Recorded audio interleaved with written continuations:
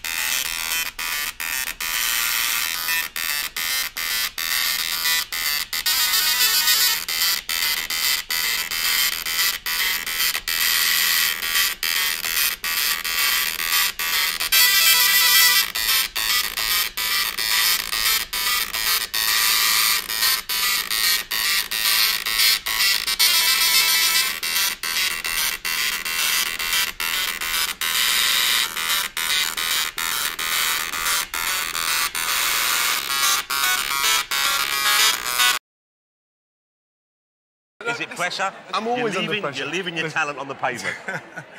Which is where the soup looks like it came from. Look at the colour of that. But it's fresh, it's vibrant. OK, let me Well, ask you know what? It was nice, but here's the other thing as well. Is, look, weren't blown away. I'm hoping to have sex with one of these people around the table later on, but now we've all got green stuff in our teeth.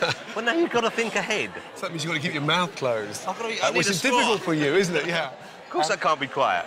Last time I was on your show, Yes, sir. you cooked for me. Yes, excellently. I gave you a Which- marvellous hold on, octopi. It was a disaster. Well, The octopus, I was still chewing on it 3 days after. I think it's still alive, even now, and that was months ago. If you had one thing that you'd ask me to sort of help teach you to do, what would it be?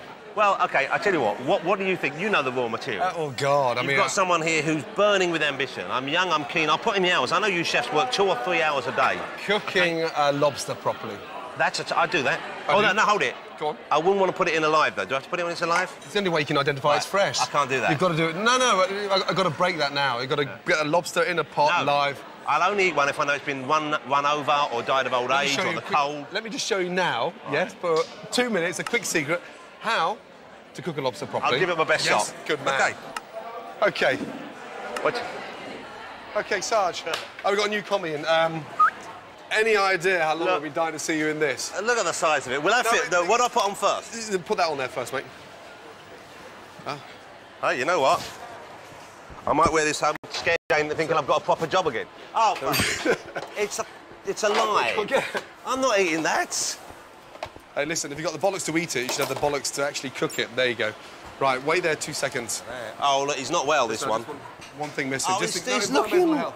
Just on that front. There you go. There you go. There you Now, go. you tell me if I look silly. You don't. Stay, He's got a stay beard. This one's got a stay there beard. 2 seconds. Make sure to put that in. Jesus Christ, he's alive. That's horrible. That's a horrible thing to do. Look at that, he's waving. He wants to be friends. Have you seen this? You know what they're going to do to these? Are you OK with that? Why don't we all just walk out? Why don't we just... And Ben is trying to impress Chef Ramsay with his speed. Coming down with desserts, coming down with desserts. Unfortunately, having dessert ready before the appetizers is not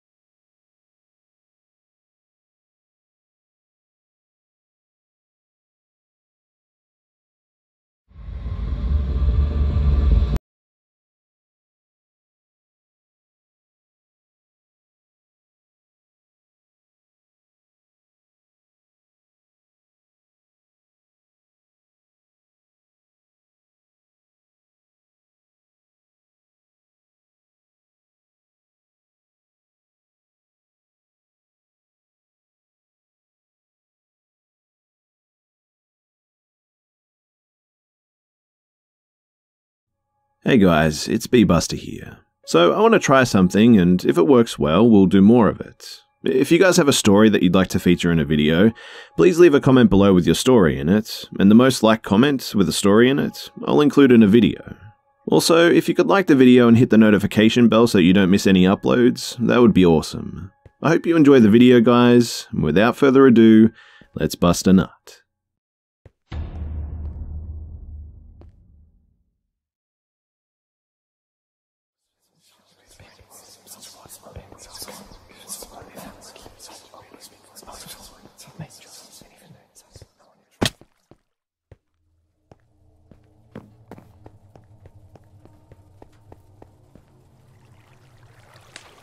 I'm a big outdoorsman from Pittsburgh, PA, so of course, when I decided to go to college, I had to keep in mind that having some decent woods nearby was pretty much a must. Upon checking a couple of places out, I decided on going to Edinburgh University of Pennsylvania, or just the borough. But the biggest plus about going to that university is that my Uncle Fred lived up there and was a well-known name in the community. He owns to this day a framing shop right in the middle of the small town area. This was a huge plus, since knowing people like that always equals more land to put spots in. And that was all I really needed to pick the college that I'd be going to. Edinburgh was really cool because there are a lot of old buildings and strange flat landscapes as compared to the hilly land around Pittsburgh. So it was cool to have to figure out how to scout the game that I'd be going after once the season started. My main hunting area was directly behind my uncle's house too. He has a beautiful log cabin that sits back off the road with woods on all sides of it. It was a true thing of beauty, let me tell you. When he had the house built, he actually had the gigantic chimney made of flat stones that were found in the woods behind the house. More on that later too. So, as I was scouting the area for the first time, I came upon a few different circles of boulders in the middle of the woods. They were definitely very old, and the boulders were quite big too. They were much too big to just be moved there for some reason, like a group of guys camping out or something. They must have taken at least 10 men to move them, and only if they had some kind of pulley system or something of the sort. There were also smaller rocks too, and when I say smaller, I'm talking like somewhere around 300 pounds or more. They made inner circles inside of the larger boulders. It was pretty crazy, and I found a total of 7 of these stands throughout the property. Some of the rocks were now part of the chimney. They simply had to be, with the amount of rocks that he used on it. Oh, and also, these rock circles also made a much larger circle around the woods. After a few days of scouting with my buddy Brandon, we were sure that we had our spots picked out for the first day of archery. We couldn't wait to get out there, and it was a perfect day too. It was great, and the thing about Edinburgh, PA, is that it gets more snow per year than most of Alaska due to the lake effect snow coming across Lake Erie. But what happens is, before the lake freezes completely over, the water, which is warmer than the air, pushes the clouds way high up in the atmosphere. Too high for them to actually snow due to how low the temperature all the way up there gets. The clouds then come back inland and fall back toward Earth. It takes about 20 miles to do this. Edinburgh is about 20 miles from that lake too. You see what I'm saying? Anyway, on the first day of archery, which is in the first week of October in Pennsylvania, there was a thin layer of snow, and this is perfect for archery because you can see the deer in the woods much more easily, and you can also see if animals left any tracks. If they did, they were fresh since the snow didn't happen too long before that. In our trees for about 2 hours, I'd say, neither of us had seen anything yet. I had just got off the radio with Brandon, who was on the other side of the property, when I saw some movement over to my right in the pine thicket. I then see a branch move a little bit, and I see 4 deer legs under. I readied my bow and my stand so as to make a good clean shot at the deer. Around 15 feet up a tree, I did this very carefully. About a minute later, I was looking for any movement again, and I lost the 4 legs inside of the thicket. This was expected, though, due to the fact that where that deer would have been is a common feeding area for them, so I just sat there and waited. Maybe another minute later, I caught movement again. It looked as if the deer would break through the thicket into more open woods, at the moment that I've been waiting for. As I brought my bow up into a full-drawn stance, I was stunned by what I was seeing. Where the deer should have been, there was now a man there, and a strange-looking man at that. This absolutely should not have been. I mean, if there was a man anywhere near where the deer had been, the deer would have been long gone by now, spooked back into the thicket, and I would have seen it. I put my bow back down onto the hook that I had screwed into the tree and lifted my binoculars to my eyes. At only around 35 yards away, I could now see great detail of physical appearance. He was rather rotund, with a belly leading the way, and a white long-sleeve shirt on with ruffles down the middle of it. Just like the pirate shirt in that one episode of Seinfeld, if any of you so indulged. It was tucked into thick canvas brown pants, with pants being tucked into white socks directly below his knees. Further down, where his shoes should have been, was absolutely nothing. He didn't have any feet whatsoever. No calves, no shins, no shoes. With my eyes wide open, I mouthed to myself, what the hell? Instead of walking, he kind of seemed to float through the woods, going from left to right. And this is when I started noticing other extremely strange things about him. I looked through the binoculars at his head, and it was cocked back with his chin resting down on his lower neck. His very large red bulbous nose was up in the air a bit in a sort of snobby overall look. The hair, though, it was covered by a wig that judges in England would wear, kind of thing. A white wig with 3 curls on the side of it where his ear would have been.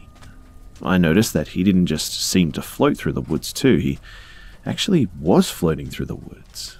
His arms stayed stuck at his sides, unmoving as he travelled. He also never looked down, and the way his head was cocked, he could have only been looking upward. This is not how any person or animal walks in the woods, just constantly looking down and around for obstacles that you may trip over. All of this happened within a time frame of about maybe 20 seconds or so. He had come out of the thicket behind a medium-sized oak tree, and then when he hit the next oak, he just never came out from behind it. I watched in just absolute astonishment for another 5 minutes, waiting for him to break his cover so that I could see him again, but this just never happened. I told Brandon what had just happened and was immediately made fun of. I expected that was what would be coming through the radio after I got done talking. He was saying how I should have taken a picture of the only deer-human minotaur remaining in the world. I told him that he wouldn't be laughing though when the deerator came over to his tree and just smacked his butt right out of it. Even though it was in the middle of a hunt, I had to get down to see what the hell had just happened. I knew where he would have walked. Not only would I have seen footprints in the snow, but it would have also been very easy to see even better tracks due to the fact that the area where we were was just full of muddy ground. I mean, a freaking hummingbird would have left tracks in this muddy mess. But as you probably guessed, when I got over to that spot where he'd been, I didn't see one track from him, or a deer, or anything else that lives on the planet Earth. I was just utterly confused and quite amazed, to be honest. And what happened later that night, well, that was just as creepy. So after I'd got done checking out the muddy, snowy ground where the man should have left some kind of sign or footprints, I went back to my tree stand and climbed back up to the height that I'd been hunting from earlier. I radioed Brandon and told him that I was back up in the tree and secure. We always did this as a kind of precaution in case something happened while we were climbing the tree or securing the platforms of the portable tree stand. But my old man's buddy Bunky actually saved his left eye from being completely blind and useless this way. He was practicing shooting from a raised platform when he slipped and fell off, driving a stick right into his eyeball as he hit the ground. This has nothing to do with the story, mind you, but all you hunters out there should adopt this practice. You know the old saying, the more you know and all that. But anyway, I digress. So we hunted the rest of the day, but not without periodic raging from Brandon making fun of me about the deerator throughout the rest of the hunt. I knew at that point that I'd be hearing about it for at least a week or so, maybe longer. But that is, of course, if the rest of the night would have been a normal one, which it turns out it wasn't. As twilight approached, I radioed Brandon and told him that I was going to start getting out of the tree. Brandon was actually in a built stand that we'd found while scouting in the months prior. So I had him meet me at my spot, due to the fact that it was going to take me much longer to get to my stand and off the tree. And just as I thought, Brandon was walking up to my spot, right as I was getting to the bottom of the tree. Once I got all the way to the bottom, I unhooked the straps that were around my feet, jumped down to the ground, and started feverishly explaining to him again everything that happened. I took him over to the muddy area to show him that there were absolutely no tracks in the snow or the mud, at least. I definitely could sense, though, that he didn't completely believe everything I was telling him. I was able to sense this so easily because he looked right at me with his mouth agape and his eyebrows pushing up towards the middle of his forehead and said, "Are you messing with me, brother?" He also was able to tell that I wasn't messing with him, though, when I looked at him with what I'm sure are some of the craziest eyes that he's ever seen and said, "Hell no." When he realized that I was 100% serious, he started taking inventory of all the things that I had previously told him, and we went back and forth trying to make any kind of sense of what I had seen at all.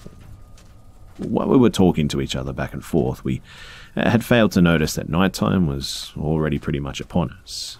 It was that Stephen King kind of full dark, no stars kind of night too.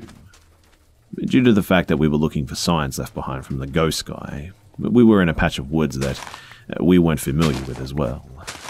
We may have been pretty close to where my stand was, but once night falls in the woods, it's a whole different ballgame.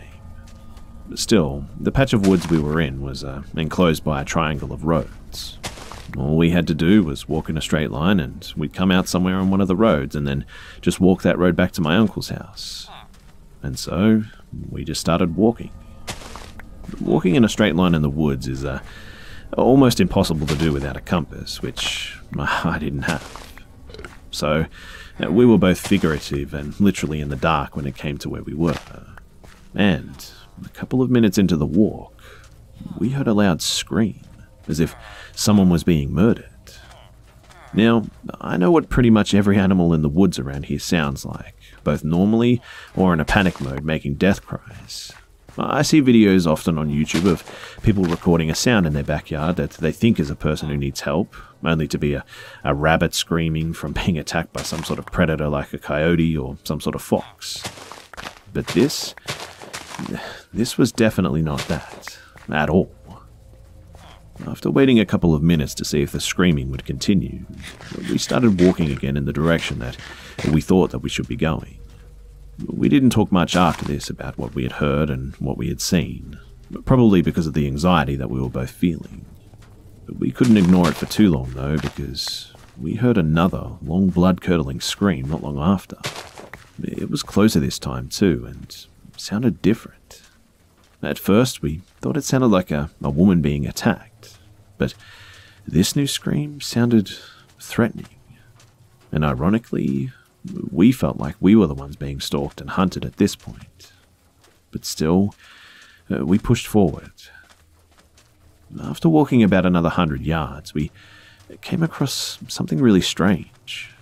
Directly in our path were these weird clear gelatinous masses on top of the leaf litter. Now, I'm 32, which isn't an age that necessarily screams wisdom from experience, but I've been in the woods since as far back as I can even remember. My old man taught me everything there is to know about the wilderness around us, so take it from me that these clear globs, they just shouldn't have been there, and I've never seen anything like them. The only thing that I could think of that could even slightly look like it was a tree sap, and this was absolutely not sap. I know that for sure. I poked one of the masses with a stick, fearing what they were made of.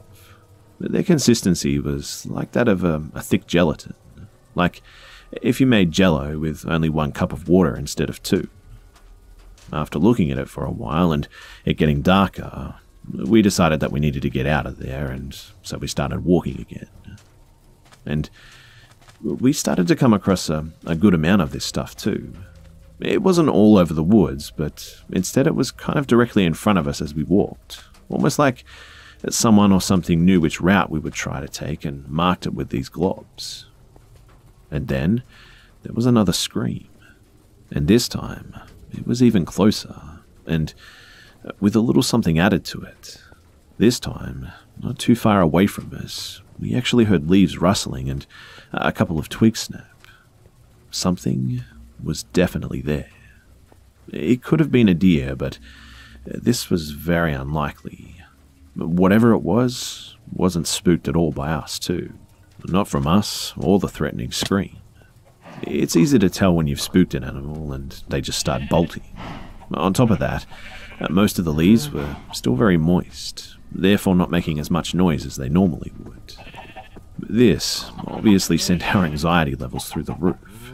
At that point, the only thing that was on our mind was just getting the hell out of there. We were no longer curious about the floating men, the screams, or alien jelly or whatever the hell it was. We just wanted out, which should have been very soon, mind you. I mean, the distance we walked should have come across a road by now, but it hadn't just quite yet. Stranger still, we couldn't even see any house or streetlights at all. Still, we kept walking, thinking that we'd find our way out very, very soon, and this was not to be, at least not yet. Our flashlights were now beginning to die too, so we were definitely in a hurry at this point, which, by the way, is not what you should do if you're ever even maybe lost in the woods in the dark. Cool heads will always prevail in that situation. Anyway, as we were walking, we started to see a couple of pine trees. This was really strange because we had thoroughly scouted this land, and the only pine trees were over near my stand where we started. After seeing a couple more, we started to get a foreboding feeling, almost like a sick, anxious panic feeling. We stopped for a minute to check our surroundings and found that at the exact spot that we'd stopped was the same spot that we had started. We were standing right next to the pine tree with a dead pine next to it that had a branch broken off and dangling still from the severed limb. But how could this be? We had been sure that we were walking in a somewhat straight shot out, but that must have been an impossibility since we definitely made a circle back. We had no idea whatsoever how this happened, especially since we were in the exact spot that we had started at. Not 5 miles to the left, not 5 miles to the right, the exact same spot. Also very strange is that we saw my tree stand that was still hanging on the tree, and it was very close to us, but when we started to walk out to it, it was nowhere to be found. We walked over to it and immediately found the trail that we had taken to get out of the woods initially. It led directly back to my uncle's yard, and the trail actually went right past the live pine tree that we had just been standing under. Now, there is just no way that we had missed this at the beginning. And to add more to the strangeness too, as we walked only about 20 yards down the trail, we could plainly see my uncle's light that he had above his garage to illuminate his driveway. Well, needless to say, our minds were just totally blown, but at least now we were able to get the heck out of here. On the last 100 yards on the trail, we found more clear gelatinous globs directly down the middle of the pass too. This was definitely crazy because they absolutely were not there when we walked in. We had both been on that trail when we entered the woods, and we would have seen them for sure. We heard no more screams after the time we heard the rustling of the leaves too and the twigs break, but we had a strong feeling of just being watched when we were still in the woods, and an even stronger version of that same feeling as we stopped into my uncle's backyard. And this is definitely at the top of my list for the scariest experiences in the woods that I have ever had. I still have no explanation for not even a part of it. Not the floating ghost guy, not the screams or the globes, not the getting lost in the woods, and not even the circles or the boulders. Honestly, I would love to hear from anyone who had anything like this happen to them. There has to be some kind of answer, but at this point, all I have is my story about what happened that night, and thankfully, one other person who went through it with me. I mean, at least he's been able to validate what had happened to people that really don't believe this actually happened to us. And whether you guys believe it or not is totally up to you, but I promise that this all happened exactly how I wrote it. I know it sounds pretty crazy and kind of out there, but this actually happened.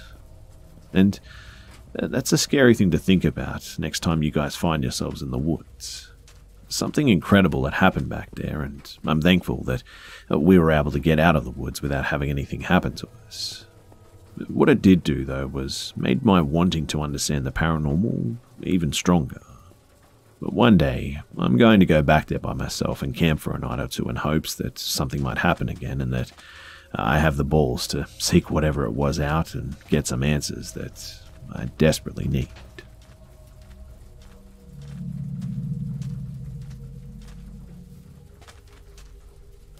This takes place in a fairly large city roughly 8 or so years ago. I'm female, and at the time I was in my mid-20s. So there used to be a gay bar that did these goth nights every Saturday night, and I would head out there fairly often with my friends. This night there was a group of about 5 of us that went together, plus we always ran into more people that we knew once we got there too. At some point I left my friends on the dance floor and went up to the bar to get another drink. It was pretty crowded, so the only place I could squeeze into was next to some guy on a bar stool at the very end of the counter. I ordered my drink, and he looked over and said hello, and he had a pretty interesting accent, so I asked him where it was from. He replied that he was originally from Ethiopia, and we made small talk as I was waiting for my drink, and I commented that I had a neighbor as a child that was from Ethiopia as well. The exact details of the conversation are a bit hazy. It was years ago after all, and to be fair, I wasn't paying super close attention at the time. And so, I'm not sure how the conversation went in this direction, but I do remember his words snapping my brain's focus back onto him. He said, I killed people there. Well, I awkwardly chuckled, thinking that maybe this was some sort of weird drunk guy thinking that he would just say weird creepy things to a goth girl at the bar to make small talk or something. I mean, maybe it was just a really bad attempt at flirting. My drink arrived, and I remember stirring it and trying to ease my way out of the conversation, but I was still waiting for my change. You used to kill people? He shook his head and replied casually, No, I still do. Well, my change could not arrive fast enough at this point. I tried another awkward laugh and made some snarky comment about how I was fat and if he tried to kill me I'd fight back and sit on him or something. I don't know, I mean, I had no idea what to say in the situation if I'm being honest. Again, casually, without any emotion in his face, he replied that there's no trying. If I decide to kill someone, I kill them. My change finally arrived, and I took my drink, which I had not let leave my hand or line of sight for any instant, excused myself, and headed back over to my friends on the dance floor. I watched as he turned on his stool so that he could keep an eye on me, and he just sat there, sipping on his drink, never looking away, too. But finally, at some point, I saw him put down his empty glass and move out from the front door. I sighed in relief and continued on to enjoy my night. Several hours later, the goth night was ending and the next theme, DJ, was taking over. My friends and I were saying our goodbyes, and I started to walk to the front door, and I turned around to see the friend that had given me a ride was stuck in conversation with another acquaintance, so I just waited near the door, just inside the building. And that was when he grabbed me. The guy from the bar dragged me farther into a dark corner out of line of the exit. I was in shock and couldn't make a sound at first as he pinned me to the wall, face pressed against it, and he twisted one of my arms behind my back. It seemed like an eternity that he held me there, pushing himself up firmly behind me, almost like he was trying to hide me in even more shadows. But mind you, there were no lights near us and no reason for anyone to walk by this corner too. Even if I yelled, I wasn't sure if anyone was going to hear me since the DJ had started up again. Somehow I managed to shove myself against him, once my fight instincts kicked in, that was, and in his shock, his grip loosened just a bit, and the angle he held me at relaxed, and I managed to shove my fist against his balls. I have no idea to this day how I actually bent myself around in just the right way, but he doubled over, and I took my cue and ran. I grabbed my friend out of a conversation and just breathlessly gave a Cliff Notes version of what happened as I dragged her to the back emergency exit. Before I could escape, I was stopped by security, and he told me that I couldn't go that way and had to leave through the front door of the bar. I tried to explain to him that there was this guy up there that had tried to attack me, but he wouldn't listen, or just tuned it out, or thought that I was some drunk girl or something. Thankfully, my friend and I managed to get the attention of a few other people that we knew, and we headed out the front as a group. I didn't see the guy anywhere, but I was terrified of getting through the dark parking lot to the car. I just knew that he could be out there hiding somewhere. My friend and I, we ran as fast as we could and dove into the car, and she pulled out of the parking space before I could even get my seatbelt on. And the creeper dude, he was nowhere to be seen. I checked the news the next day to see if there had been any other attacks or, God forbid, murders in the area, but there was nothing. I don't really remember much of his features or what he was wearing or how he sounded, but I'll never forget the emotionless and blank, matter-of-fact way that he just stated that he would kill people, and the way his dark eyes just stared at me like I was prey.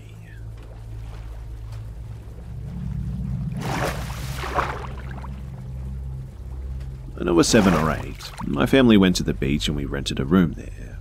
We had the kind of rooms where you kind of rent out both and they connect through a door and whatnot.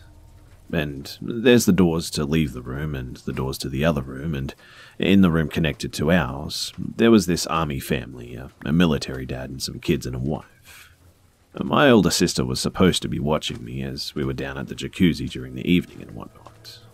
As we were playing and hanging out and just having a pretty good time, I didn't get out much, was naive, and all around just a little kid.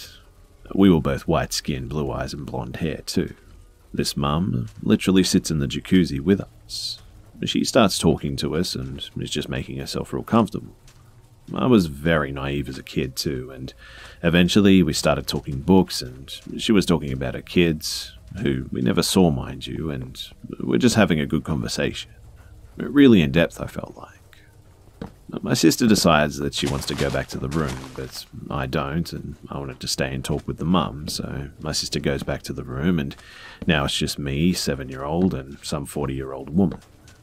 It should have set off some creepy alarms, but for some reason it just didn't. And then she starts talking about going and walking on the beach. It's like 10 p.m, and she wants to go walk on the beach and get some shells, and I thought it was a great idea. I'd get to walk on the beach at night. I felt so free and like a big kid. I didn't need my sister or anything, so I run back to the room to tell my grandparents that I'm walking to the beach with Sue, or whatever her name was, and I remember my grandmother reading her book, barely listening to what I said, and she just kind of shook me off. It's probably important to know, too, that I didn't live with my parents. So I start walking down the creepy motel corridor. Really, it was a dark, dim stairwell at a cheap motel on the beach, and I'm going through the stairwell like something out of a movie, and the mum's way at the bottom telling me to hurry up and this and that, and while walking through the stairs, Army Dad comes running, hauling ass to where I'm at, and he told me, "Your mum is calling you. It's really important that we gotta go." And he basically grabbed me by my waist, softly, not aggressively, and led me back to our room. He knocked on the door and explained what had happened, and I never thought much of it until about a year ago when it came back to me. I mean, this woman, she was leading me away to a beach alone at night, and this army guy got a terrible feeling in his gut. So he intervened. When he said that my mum was looking for me too, as I don't live with my mum, it kind of set off some alarm bells in my head. And that's when I realized that something was definitely up. So I didn't resist going back to my family. As a kid, I knew since he was saying my mum wanted me that it was important. I just knew that something was up because I don't live with my mum. I'm now 20 years old, and I truly believe that that mum was trying to lure me away to do God knows what. And this army dude had a bad feeling and probably saved my life that day. Thinking back on it, I get such a bad feeling all throughout my body. I know now that the chances of me making it back from the beach trip, they were slim to none.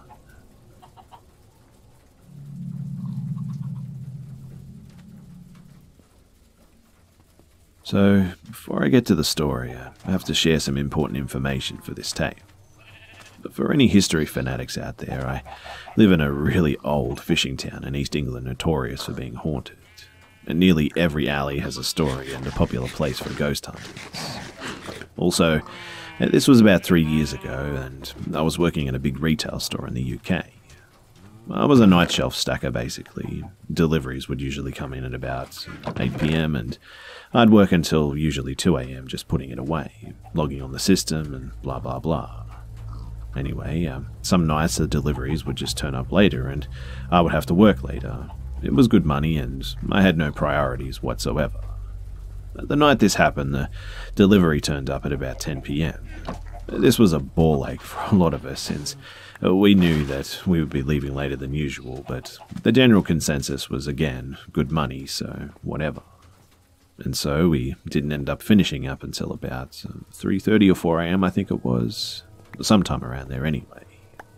So I usually biked home, so it was no trouble, and I finished up with the other guys, and I had a cigarette as the various people left in cars and their own bikes, which was usually the case anyway.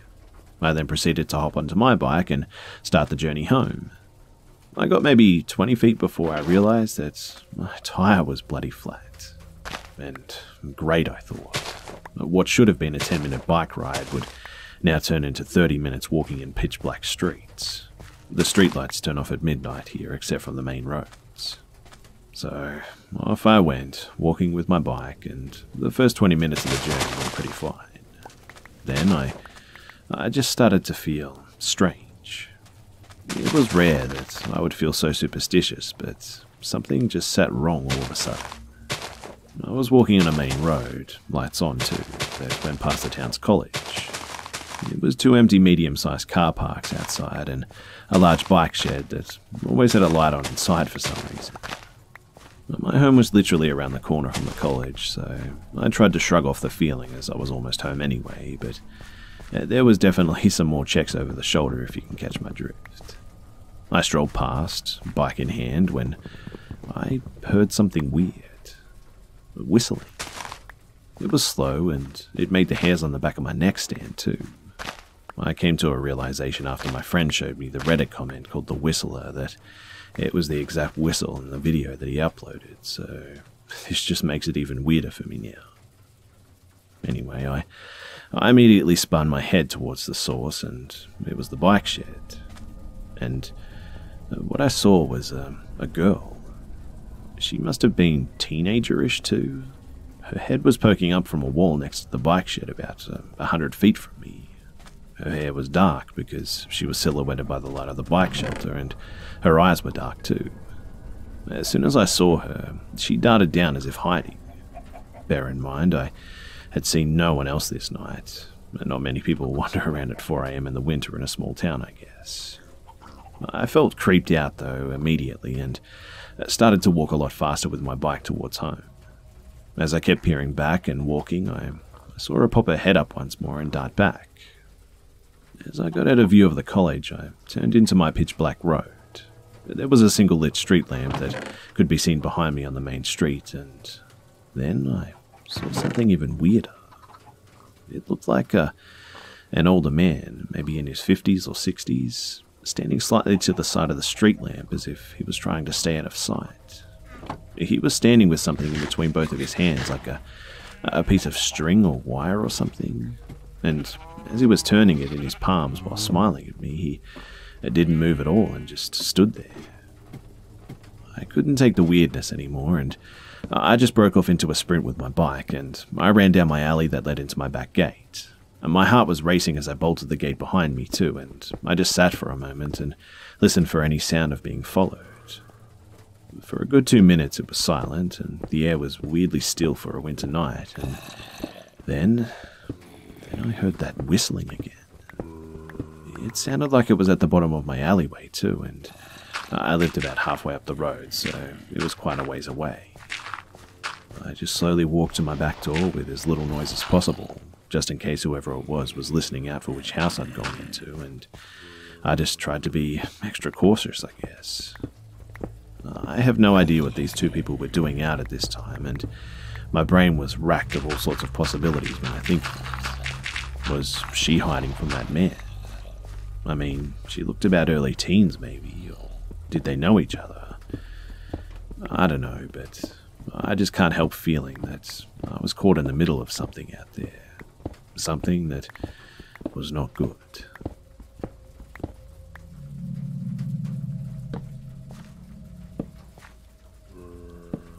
24-year-old female that moved from Orlando to Florida. It's 18 miles just outside of Valdosta, Georgia. Pretty much middle of nowhere, mind you, to my family farm. I've never had any issues in Orlando, but I got divorced and had to move in with my mum. It was my 2 small boys and I too. Anyways, we moved into one of the old farmhouses on my family's farm, and it needed a lot of work. It was 8 bedrooms and a mother-in-law suite. When we moved in, we only had 2 rooms cleaned up and worked on the rest of the house over the course of 9 months. The man across the street, Jay, was very helpful too. From day one, he would come almost every day as he was feeding up his animals and help with anything that I needed. Over the course of 9 months, I never had any issues and thought that he was just a friendly middle-aged man. I never felt that he had any ill intentions, and the farmhouse was in a U-shape.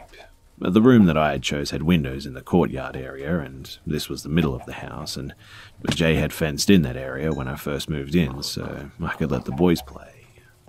But the farmhouse was in the middle of the farm and set off the road, so I never had any worries of being watched, and mostly as my bedroom windows are in a fenced area in the middle of the house, so I didn't put curtains on my bedroom or bathroom. But one day, my son was playing under the carport and Jay pulled up in his truck. He was going to take a look at my car for me. Jay didn't make it to the carport before my eldest son says to me that, hey, I saw him in my window last night. Later that night, I talked to my son about this, and he told me that he did see him out of a window. I asked him if it was the kitchen window because you can see his horse pasture and he stops to feed them every morning and night. Chalking it up to that, I didn't think much else about it, but other things began to happen too. I guess you could say that I wanted him to be the person that I thought he was, so I just kind of overlooked a lot. But a couple of strange things began to happen, like my favorite candy just somehow appeared in my fridge one day after school. My mum told me that she remembered me telling Jay that it was my favorite too. Someone sent me flowers every Friday for a couple of months, and I thought it was my ex, or possibly my boyfriend at the time, but neither man would admit to it. My boyfriend jokingly told me that it must have been Jay too. The next day, I came home from school and my mum had the boys playing under the carport, and Jay was working on my car. My air suspension had a leak, and Jay offered to take a look at it before I took it all the way to Tallahassee for the expensive repair. I got out of my mum's car and he asked me if I wanted to see the leak that he'd found. As I bent down over the hood, Jay stepped back at this point, and when I turned around, I commented jokingly on his 90s era cell phone. He had it in his hand for some reason, and it's the type that you just don't see anymore. Like a very early camera flip phone, if you catch my drift. Later that night, we came inside, and my mum told me that she could have sworn that Jay had taken a picture of me on his phone. I know it sounds crazy, but I just didn't believe her. This man was seriously always friendly, and never any weird vibes from him whatsoever. If I offered to pay him to, it was rare that he would ever accept any money. I should have known that people just aren't like that these days, but I guess I was just pretty naive at the time. Anyway, a couple of weeks later, I was out mowing my courtyard, and it was grown up pretty bad, and as I got close to my window, my heart literally sank into my butt. I had a newly placed center block outside both my windows and my bathroom window. I can't tell you how I knew, but I knew at that point that I had made a huge mistake, and everyone was just right about Jay. I called my friend and neighbor Josh to come and look at the center blocks, and he ran home and got a deer cam attaching it to a tree outside my window. This was at about 3 p.m. in the afternoon, I think. That night too, I came home around 6 and was unloading the boys when I turned around and Jay was standing there. And he said, "Hey, didn't mean to scare you. I heard your mama was out of town." I said, "Yes, sir," and I knew that he knew because they're friends on Facebook and whatnot, and he told me to call him if I got scared or needed anything. I got the boys inside, and we got snuggled into bed, and they fell asleep in my bed when I realized that I'd missed Sunday's episode of Game of Thrones. It was a good one, too. The dragon died. So I went to my mum's bed to watch. I was laying there just talking to my ex-husband about the boys and the show when Josh called. I clicked over and he asked if my boyfriend was over, and I told him no. This is at 9:02 p.m, mind you, and he told me that there was a man outside of my window. The deer cam apparently snapped the first picture at 9:02 p.m. My boys are in my room sleeping, and Josh told me not to worry and that he was already coming up the driveway and to meet him outside, the other side of the house. The fear and dread just literally ran straight through me, though. I slowly walked into my room and calmly scooped up my boys, and I shut that door and just sprinted through the house as fast as I could. We sat in Josh's truck until the police arrived, and the deer cam snapped photos at 9:02, 9:22, and 9:30, which means that he apparently just stood outside of my window that long, waiting for me to come back out.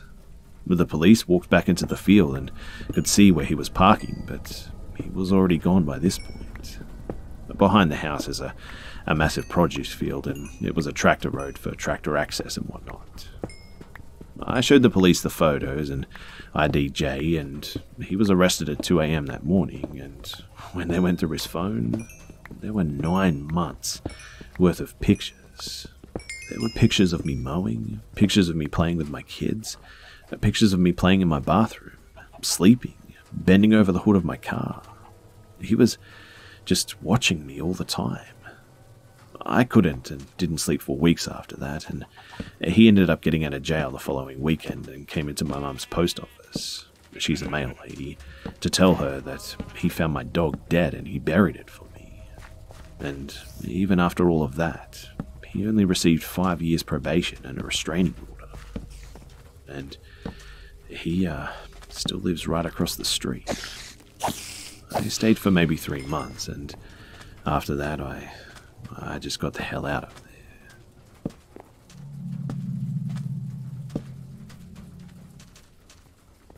This night occurred about 7 years ago on my way home from my parents. I was 22, young, naive, and, well, dumb.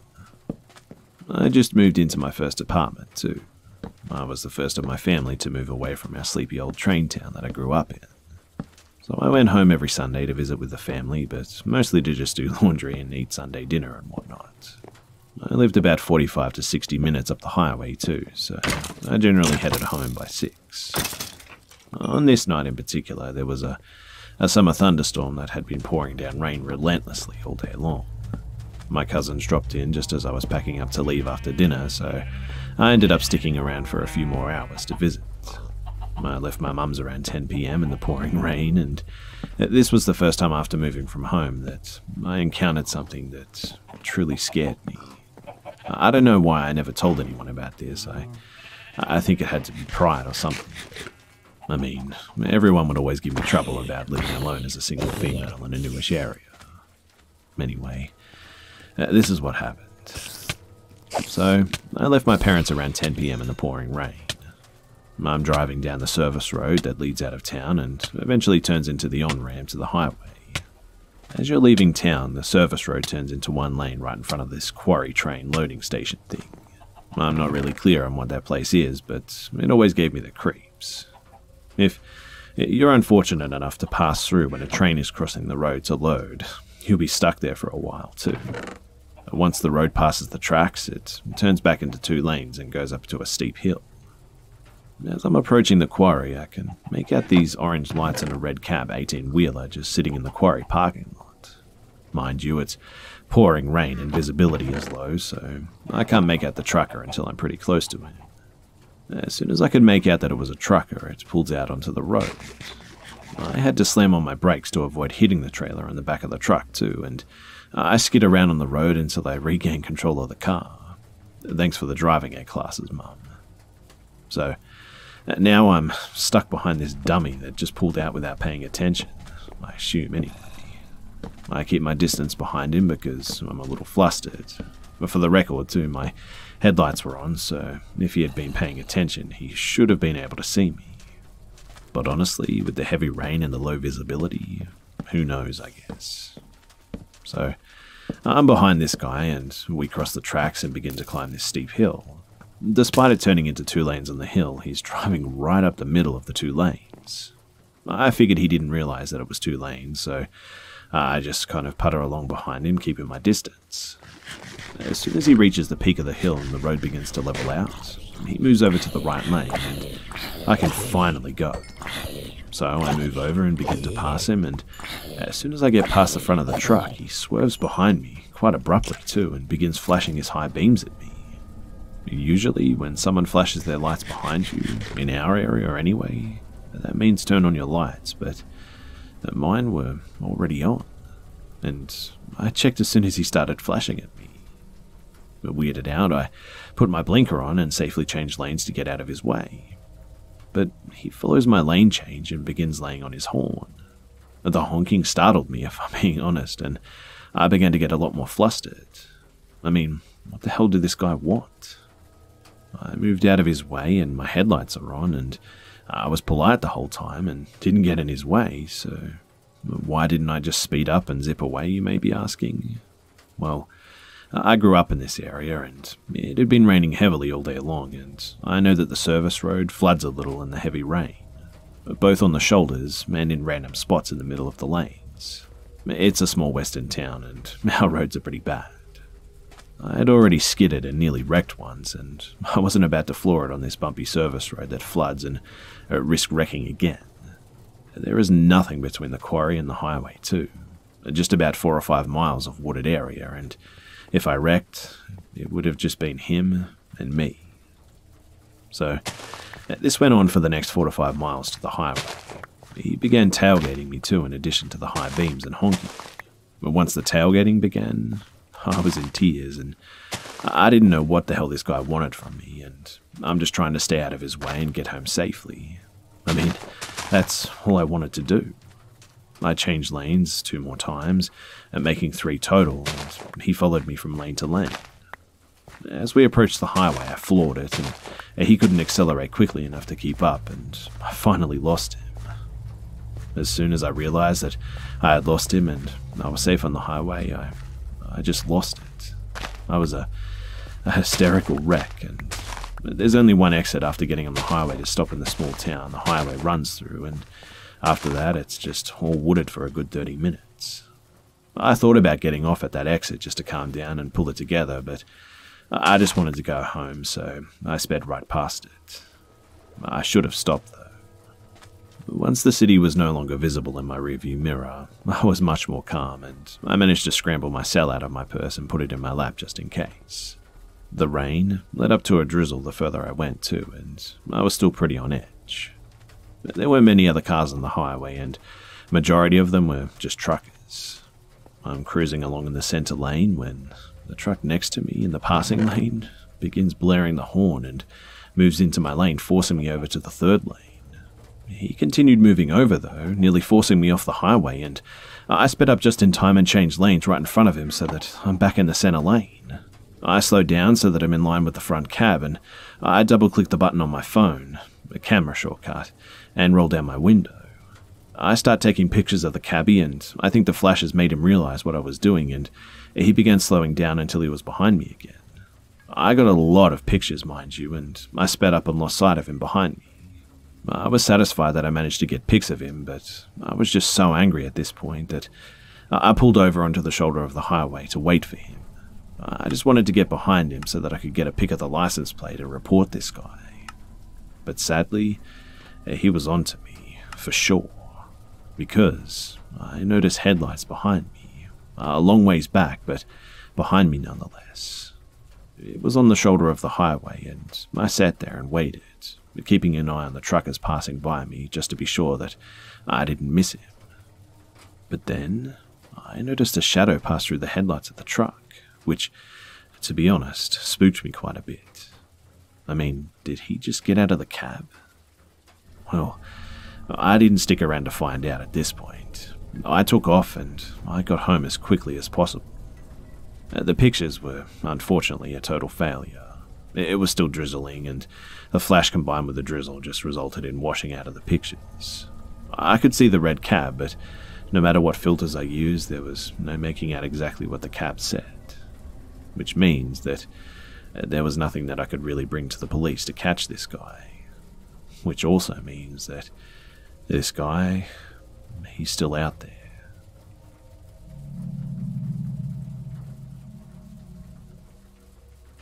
whole third floor of my house is a basement bonus room type thing where I watch TV. You can get in from the backyard through our door, which we always keep a wooden strip in the door, making it unable to open. But we never take it out, and on the door to get down we hung a big decorative ring with a bunch of bells on it too, and they make a really loud noise and are sensitive to touch.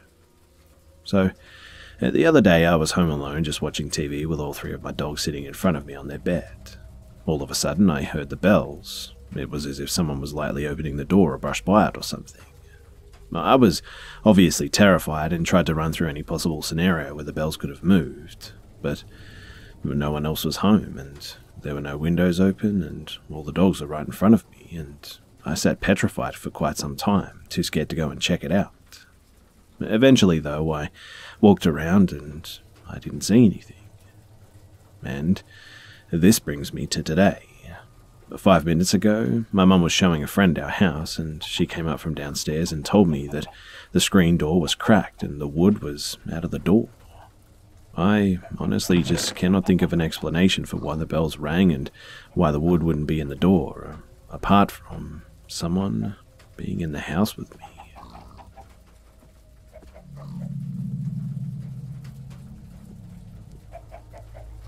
So I recently moved to a new city and I enjoy watching horror. I love the apartment that I have. It's a street-facing unit in a renovated brownstone, but I never open the curtains because there's a decent amount of foot traffic in the area. The apartment comes with a PA system too that looks like an old-school landline that I can use to buzz in visitors through the front doors of the building and through the vestibule.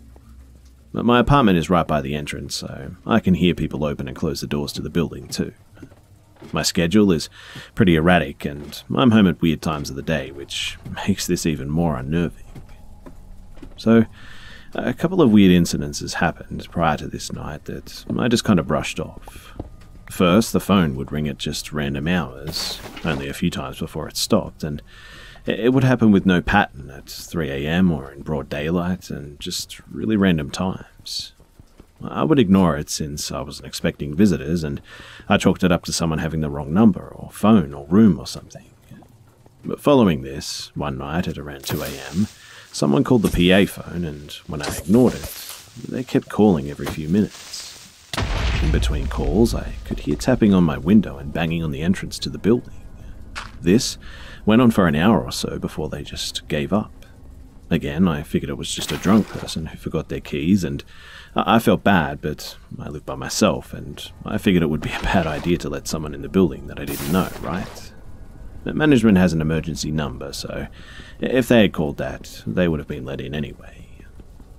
So, the final event is, as I mentioned, I enjoy horror. I was watching an episode of The Haunting of the Hill House around 1 AM, and as it ended, my cat sat up and just stared at the door. I'm thinking to myself, great, I'm haunted, and wondering how much longer I have left to live, when I realize that someone is trying to quietly turn my doorknob to see if it's unlocked. But the building and the door are pretty old too, and the door has 2 deadbolts and a chain, but the knob itself doesn't lock, so I get up and, for whatever reason, grab a knife instead of calling the cops, when the person tries to open the door again. Well, obviously the deadbolts held just fine, but the person just kept standing there, shuffling around and twisting the knob. I stood there, all 5'3" of me, with this kitchen knife, listening to this person decide what to do, and hear them walk away and exit the door to the vestibule, but not the building. I laid in bed awake for a few hours, and I didn't hear them leave the building, so in the morning I waited until my neighbours left, and then I started my day. I'm not sure if they were still in the building or not that whole time, and we don't really have cameras here, so there wasn't much that I could do to find out if they were actually there. But it freaks me out to think that they were possibly just waiting for me to come out and check or something so that they could strike.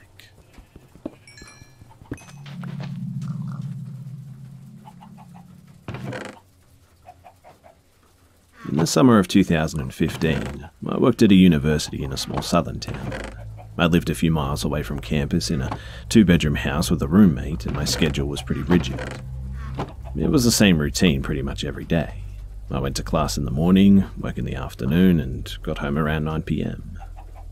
But one Thursday night, I arrived home at the usual time and noticed that there was an old pickup truck idling at the yield sign across the street from my house.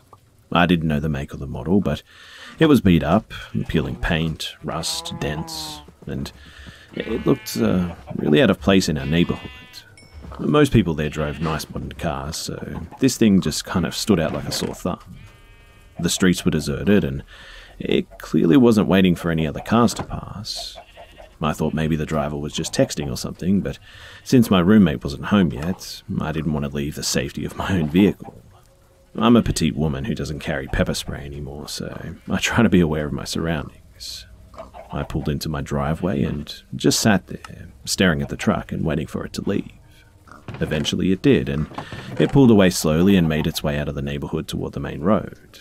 When it was out of sight, I went inside, locked the door behind me and made myself some dinner.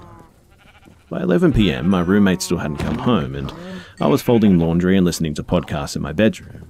I'd forgotten all about the truck at this point, and suddenly, the lights went out. That spooked me because normally our power didn't shut off unless there was bad weather or something. That night was clear as a bell, so I immediately called my roommate and asked where he was. He told me that he was already on his way home and he would be there in about 5 minutes. Relieved, I just told him to step on it and hung up, and no reason to freak out. I mean, it's just a power outage, right? I mean, he'd be there soon enough, and then we could figure it out together.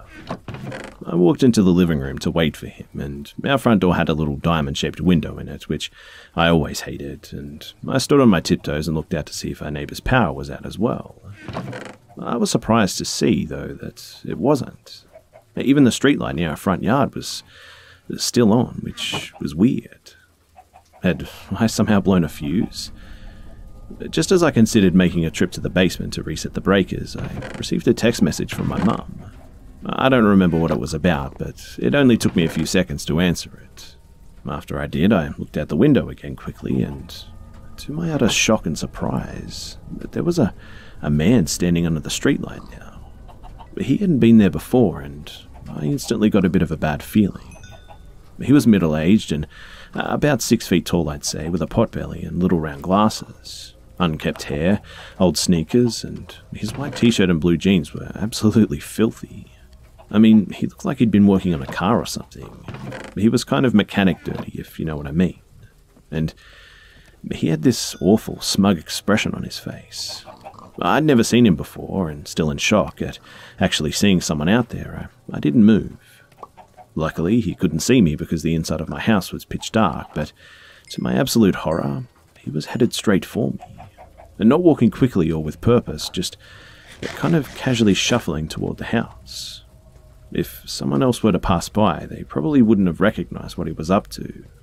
He even glanced around a few times as if to make sure that nobody else was watching, and inch by inch he made his way into my yard. It was at this point that I realized that this guy was coming to get me. I was sure of it, and I started to shake. I think it's worth mentioning too that my dog is very people-orientated and usually goes bananas when he hears someone outside. This time, though, he was dead silent. He had no idea that there was a man approaching, even though I was staring at him through the window, and when the man was about halfway to the porch, my roommate's car finally rounded the bend and turned onto our street. As soon as those headlights lit him up, the man just turned to look and recognized the approaching vehicle. And my roommate and I both saw his face, and he recognized that car, and in his haste to get away, he nearly stepped in front of it and got run over, in fact. My roommate swerved into the driveway, scrambled out and charged into the house. He didn't even speak to me, and he just grabbed the axe out of our utility closet and went back outside to confront the man. But by this time, the man was gone. We called the police and the power company, and they both sent someone to check things out, and the police didn't find anything, and the repairman reset the box on the pole near our house. Apparently the switch had flipped, which is why our house, and only our house, was without electricity. I asked the repairman if there was any way that a person could have been responsible for that, but he didn't really give me a straight answer. The following day, we went on a camping trip that lasted a weekend, and if the man came back, we never knew. But after that, I refused to be home alone at any point. If my roommate wasn't around when I got off work, I killed time at a local bar until he got back, and we moved away about a year later. I never saw the man or the truck again, but sometimes I wonder just how long he'd been watching our house for and what might have happened if my roommate hadn't have been on his way home that night.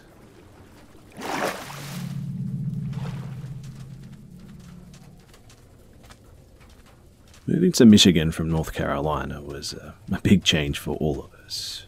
But the climate was a huge difference for us since we weren't as used to the cold, along with having to start a new school and meeting new people too. However, there were other major differences as well, and these ones weren't as innocent. When we came to Michigan, our parents bought a one-story house that had originally come with 2 bedrooms, but with having 3 girls, our parents remodeled and added another room. The neighborhood was a friendly one with lots of children our own age to play around with, and it seemed like we had hit the jackpot with this home. At the time, I was the youngest, and when we moved, I was only 5. But for the first 2 years of living there, things went great.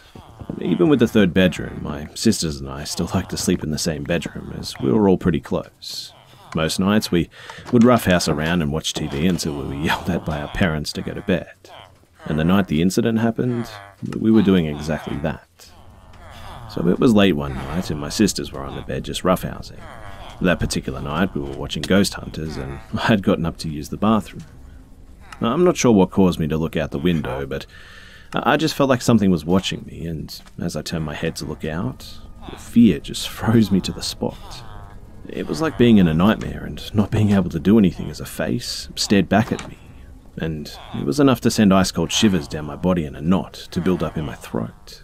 I wasn't sure what to do, too. I mean, do I call my sisters and then they think I'm crazy? What if the person behind the window just tried breaking through, though?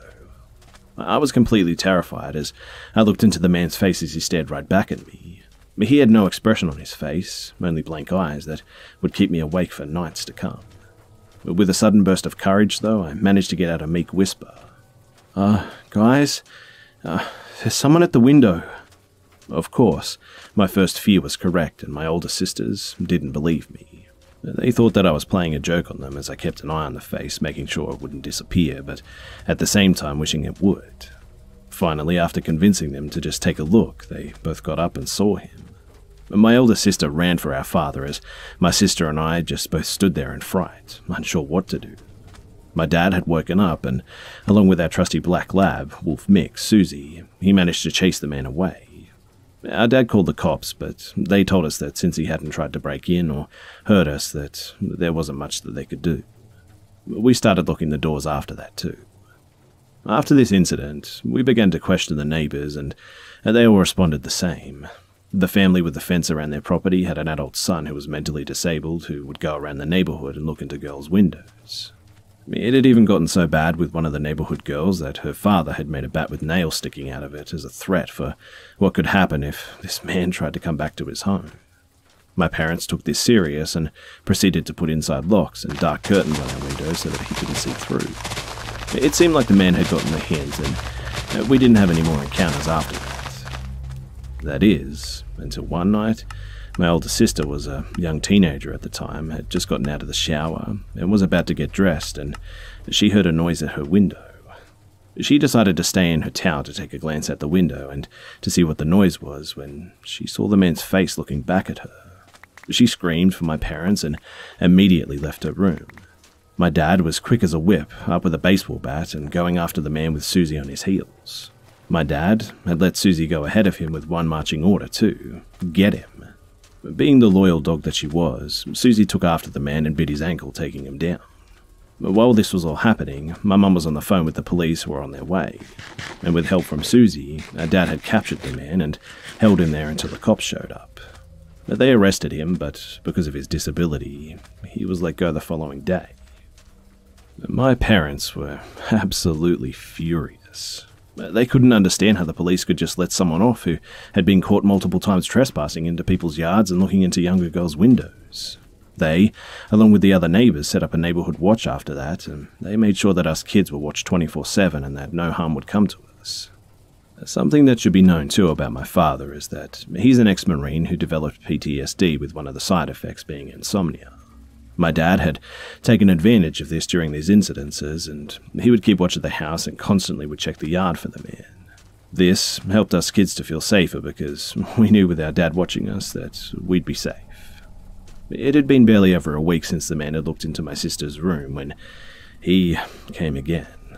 This time, it was only my middle sister and I in our room, and it was early evening and my parents and their friend were hanging out in the living room. We had an early bedtime because it was a school night, so we were both in bed about to fall asleep when we began to hear this noise like someone was trying to get in. Fear immediately gripped both my sister and I as we both knew what was most likely happening. Her, being older and more brave, she jumped out of bed and ran to tell the adults what was happening. I, however, was once again frozen in fear as I could hear the man trying to force open our locked window. I could do nothing more than just hide under my covers and hope that he couldn't get in. It wasn't long before the adults were in the room looking at the window, though, and my mum came to comfort me while my dad checked things out. Since it was winter out, my dad could see the man's footprints below our window along with handprints on our window. His temper immediately flared as he told my mum to call the cops again, and he decided to take matters into his own hands and walked over to the man's house. But while there, he told the man's parents what their son had been doing and that the cops were already on their way. He made sure this time that the man was arrested and pressed charges. But to this day, my sisters and I are still scared by what happened. We refuse to have any of the windows left uncovered, and we make sure that they're locked. And we always make sure the doors are locked too. I'm not quite sure whatever happened to him after he was arrested, but there was never again a face in our window after that. And for that, I'm very thankful.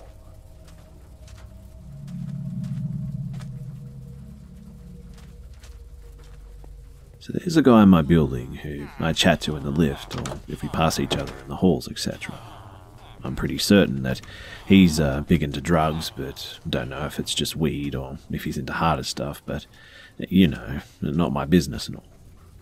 Anyway, he's probably like late 30s, maybe early 40s. I'm 24. He's heavily tattooed and built like a tank. And last night, he knocked on my door and asked if I wanted to go for a drink sometime and gave me his number. I mentioned that I had a boyfriend, but I said sure as friends that we could potentially, as he always seemed pretty nice to me. But I just came across his Facebook page, as I think your phone links up for friend suggestions and whatnot, so I had a bit of a stalk. And he wrote a public Facebook status about asking me out and things like, can't wait to smash those holes. And mind you, that was the nicest and cleanest one too.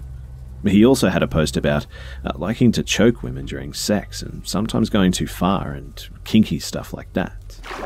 But what really weirded me out though is that I had a really obscure song from the 80s in my head a couple of weeks ago, so I was singing it in my flat, and he posted it with like the caption, thinking of her.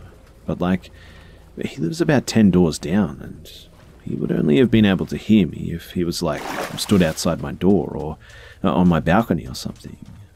He was the only person in the building that I seemed to see too, and I see him everywhere, which is how we got talking in the first place, because he thought it was a funny coincidence. But now, I'm not so sure. Also, I just googled him, and he was in an archive for a local newspaper site, and apparently he was arrested for assaulting a police officer last year.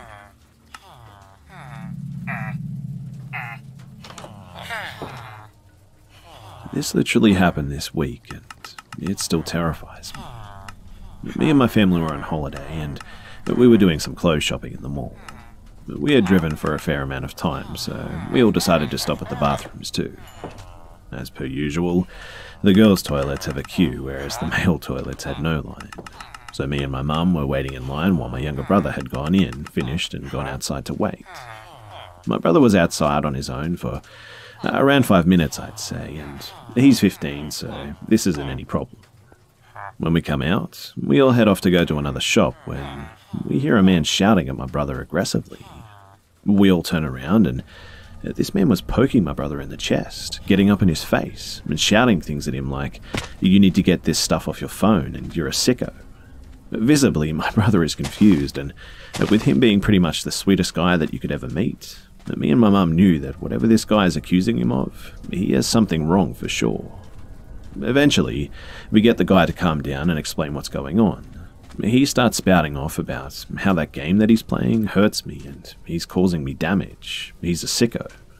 And this is where my mum stepped in to try and figure out what game it was and what he was doing.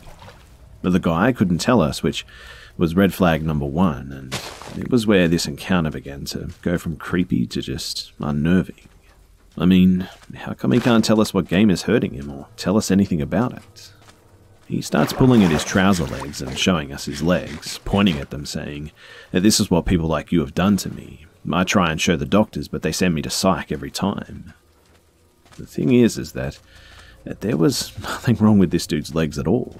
They were normal-looking legs with no sign of harm or injury anywhere, as this man was saying.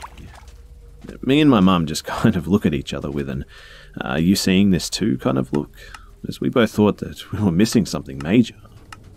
But then he starts to almost threaten us by saying, "You know, I could have a hammer and I could attack you right now. In fact, I should because of what you did to me." The hammer thing goes on for a while too, and he gestures hitting my brother across the face with a hammer for most of it. Eventually, we managed to leave by just apologizing and walking away quickly. It seemed like going along with this guy's accusations would make him stop harassing us, and it made me really sad because, obviously, this man needed help that he obviously wasn't getting, and it's left my brother slightly terrified about going places without us nearby. But it makes me wonder, what if the situation had escalated? Or what if he had done it to someone who wasn't so calm? He certainly wasn't stable, and I often wonder if maybe he really did have a hammer somewhere.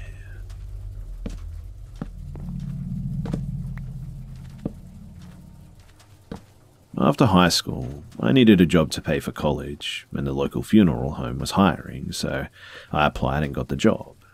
I was young and in good shape and somewhat handsome. This isn't bragging, it's kind of important for the story, really. So, about 2 years into working for the funeral home, I went to the house to do a removal. It was for the husband of a lady that we called Becky. Becky was in her late 30s or 40s, and her husband died of an OD, and it was really shocking for her. Part of my job was to comfort the family and let them know that we were there for them. Well, Becky took it way too far. After I left the house with her husband and went to the funeral home to prepare the body for a funeral, I was getting ready to leave to go home. Becky was outside waiting, and nothing seemed too weird. Normally, families come in later in the day to make arrangements for the funeral and whatnot, so it was all pretty standard. Becky talked to me, and it seemed off how she just looked at me. After a few minutes of conversation, I got in my car and went home. A few days later, we had the funeral, and Becky hugged and thanked me for the service.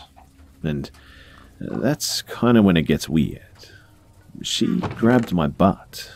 Not in a sexual way, but just like her hand went there.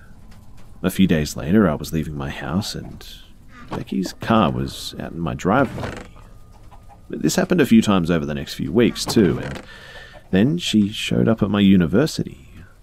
She somehow found my Instagram and phone number, too, and she would text me several times a week. I thought that she was just grieving and attaching herself to the person that she saw after a tragic event, but she just wouldn't stop. After having her follow me to pick up my girlfriend one time, I decided that it was enough. I called the cops, but by this time she was gone. And a few weeks later, Becky was arrested for assaulting someone. Pretty badly, too.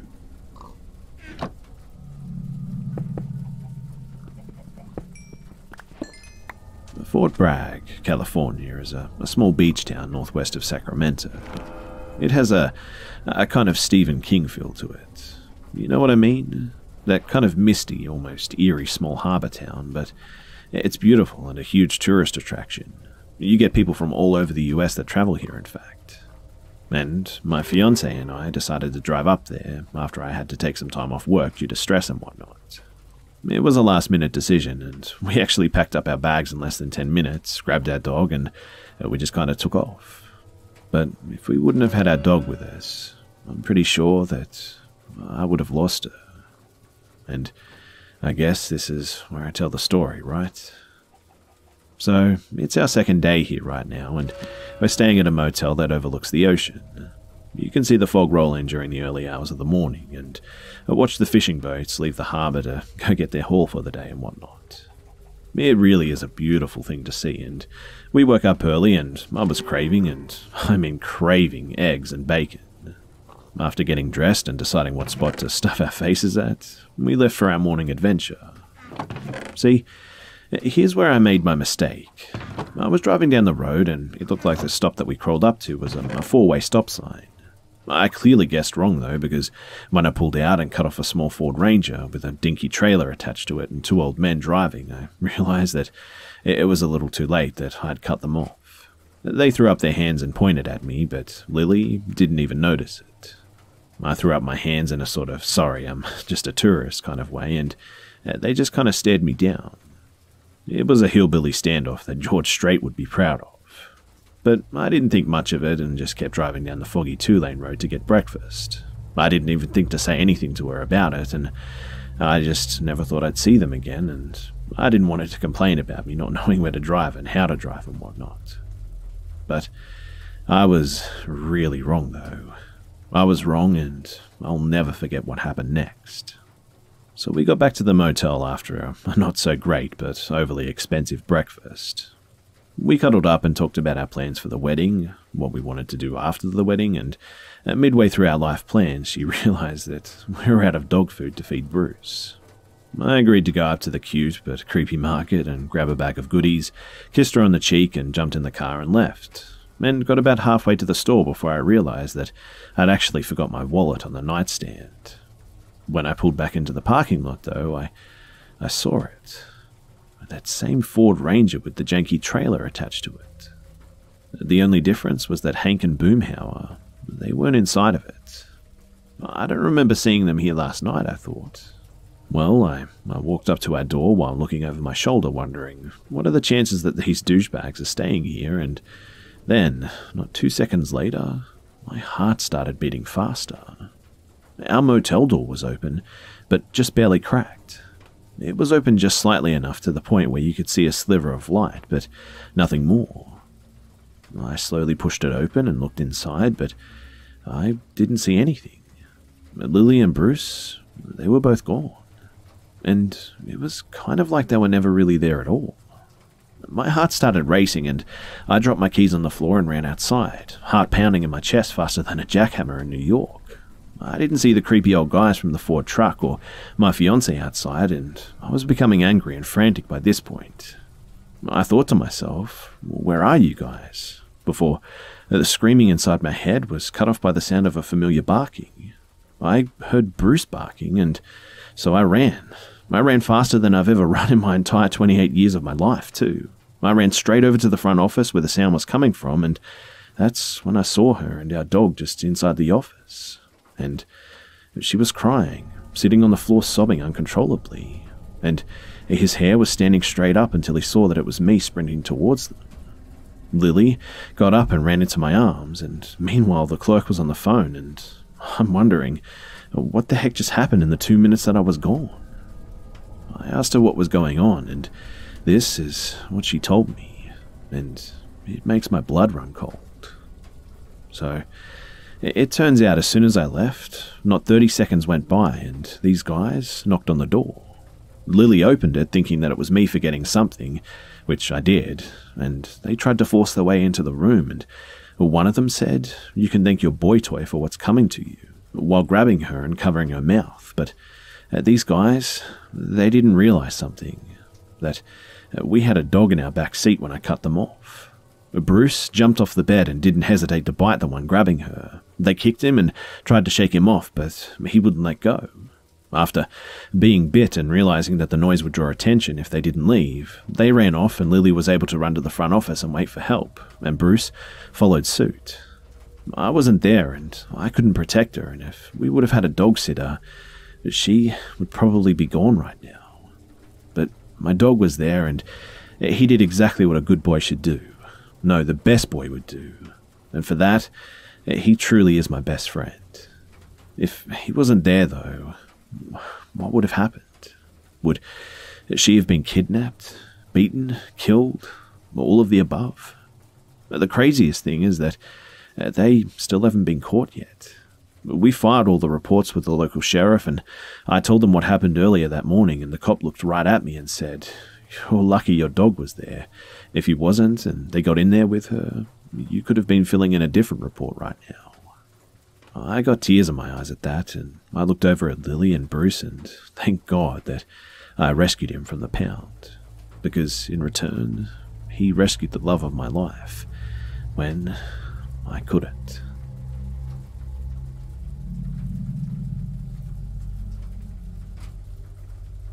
Hey guys, so this event is still ongoing, but I was hoping to seek some advice from you guys because, honestly, I have no idea what to do. To begin, I've always had this feeling that someone was watching me ever since I moved into my family house 8 years ago. At first, I thought I just watched too much ID investigation and I was just being paranoid or something. But I couldn't help looking over my shoulder when I would walk to school or to my bus stop. When I would walk to school too, I was always scared in the mornings when it could be dark during the winter or fall because where I live is just so vast country lands. I live in Canada, and although not much crime happens in my neighborhood, I never could rid myself of this eerie feeling.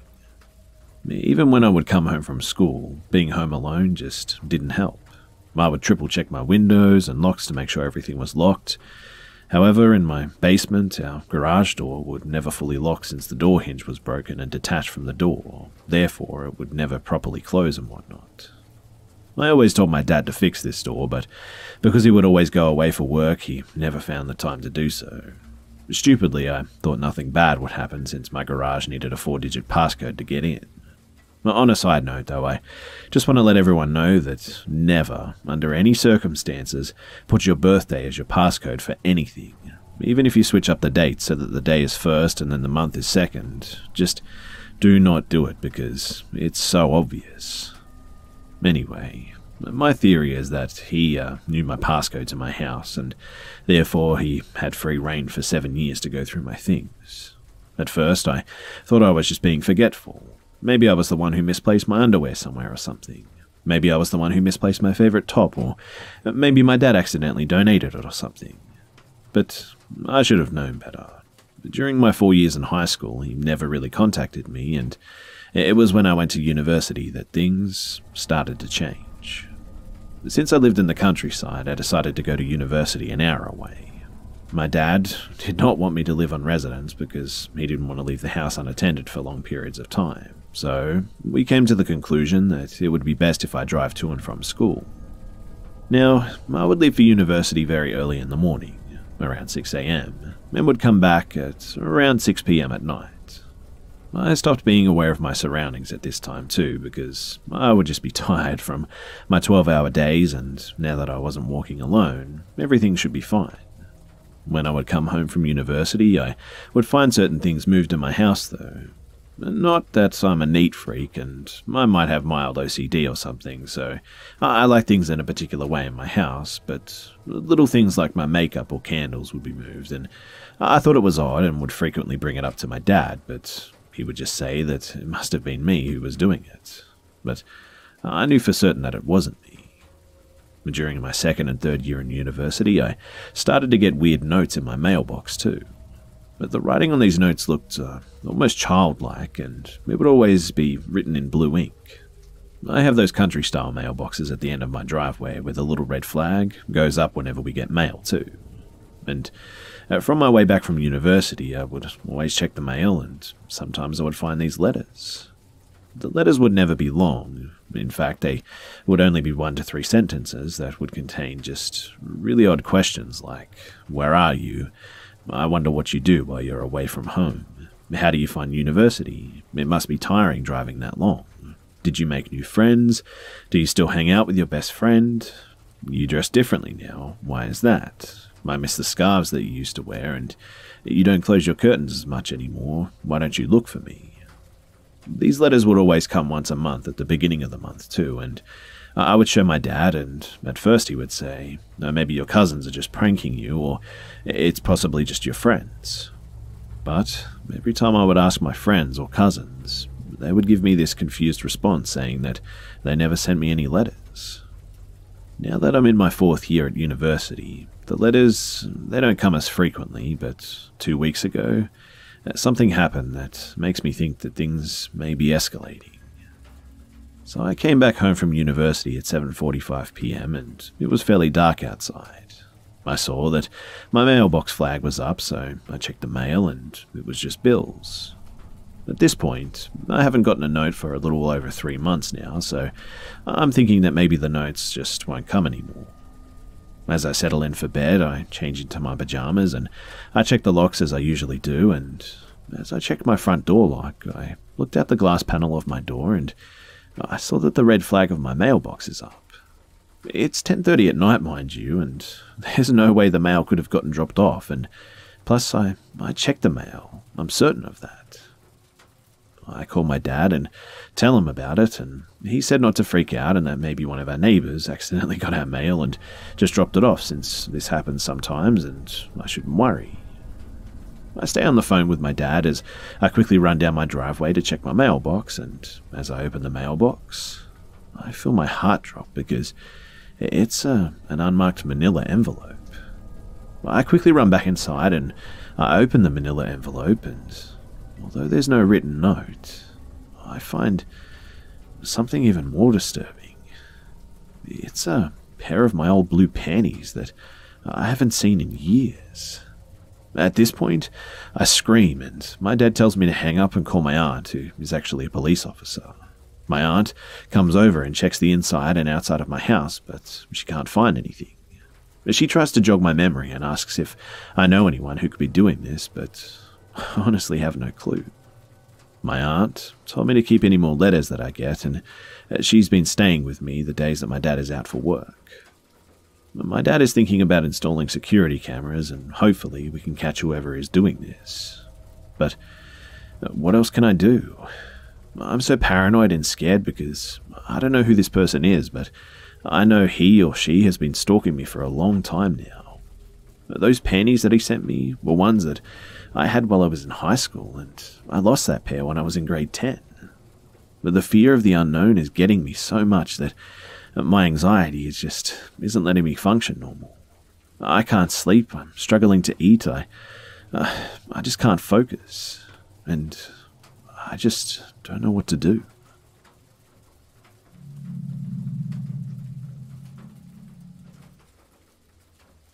I've been a nurse now for 7 years, and I absolutely love it.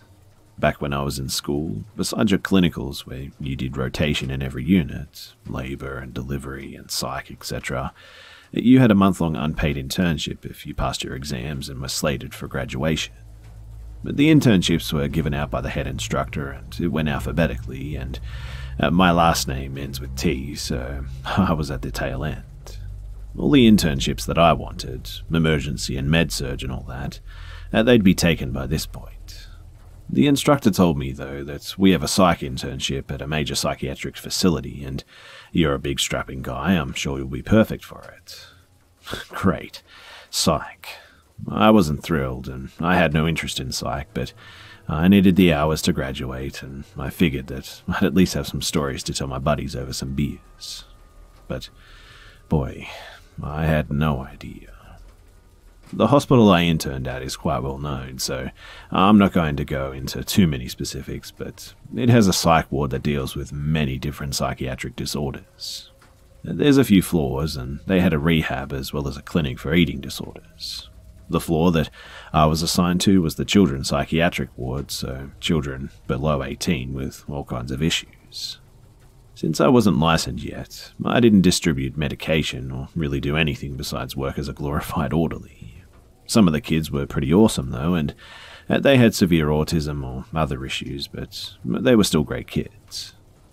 But then there was Adam, and he was diagnosed with RAD as well as a bevy of psychological issues.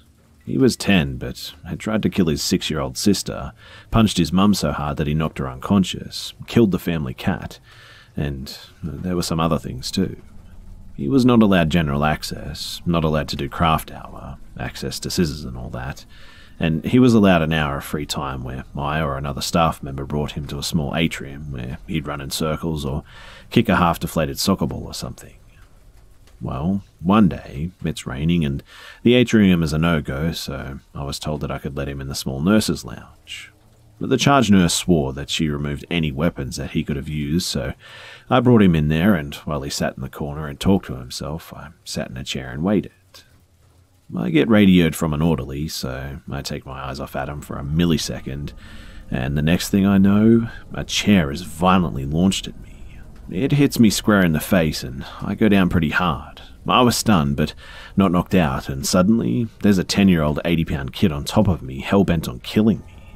Luckily, he was easily distracted, and at the exact moment the charge nurse came into the lounge probably to get coffee. I was able to flip him over and get him subdued, and the charge nurse almost wets herself and then starts apologizing. I ended up with a broken nose and some pretty bad bruises, and the head nurse was slapped on the wrist, and my ass was kissed the next 2 weeks. Surprisingly though, besides Adam and a few others, that place made such an impact on me after I graduated and became certified that I ended up working there for 4 years. And so, I have many more stories from my time there, but I'll finish with this one for now. Oh, and by the way, last I heard, Adam was in a long-term facility, and with meds, he's doing okay now.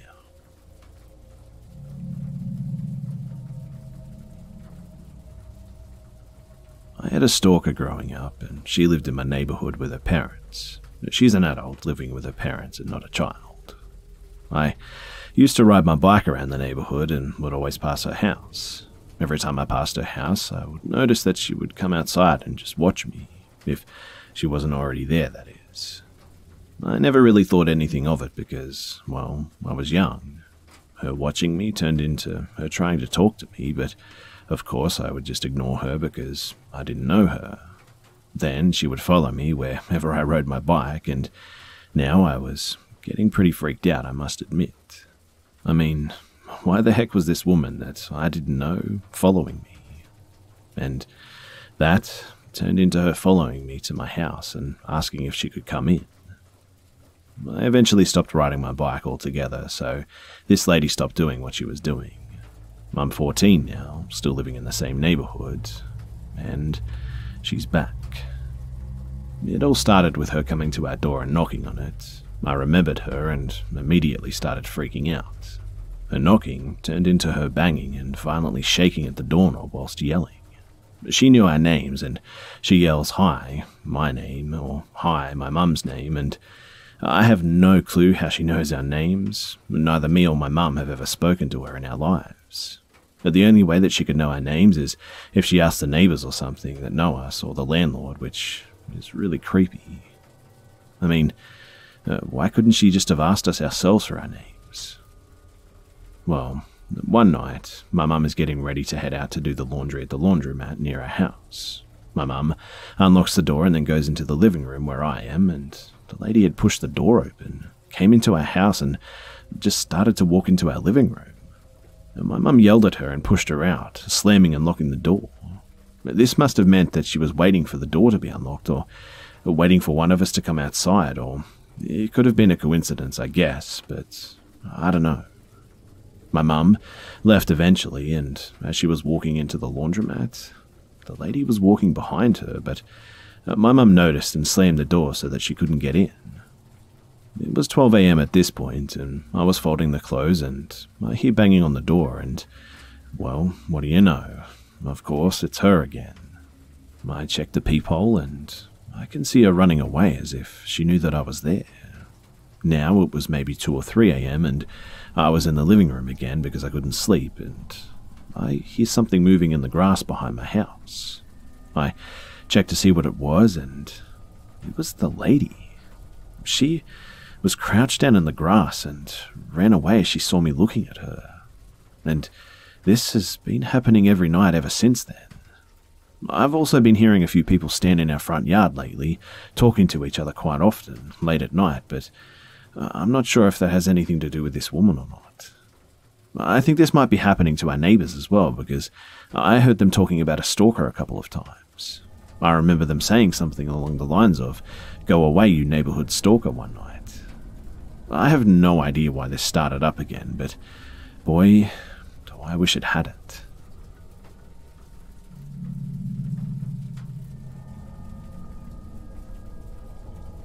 This story happened about a year and a half ago, I think.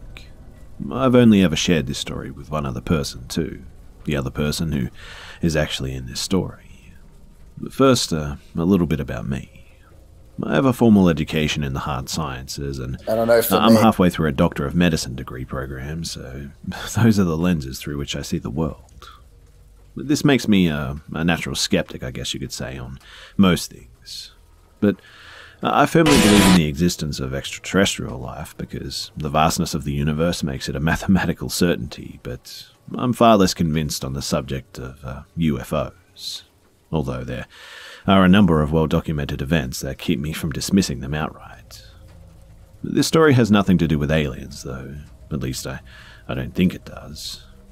I guess I only mention it for the purposes of demonstrating that I keep an open mind on things, but that I still need to see at least some sort of suggestive evidence. I'm a huge fan of the paranormal as a genre, though, and I find the stories and media fun and entertaining.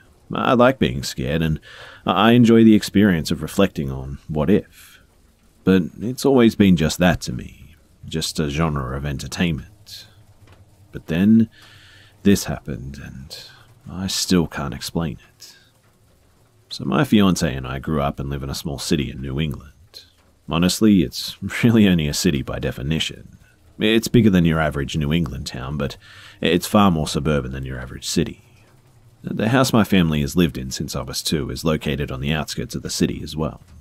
I'm now almost 30, and although my fiancé and I live in an apartment below her mum's place, I still keep a lot of my stuff there at my old house, including my motorcycle and some other things.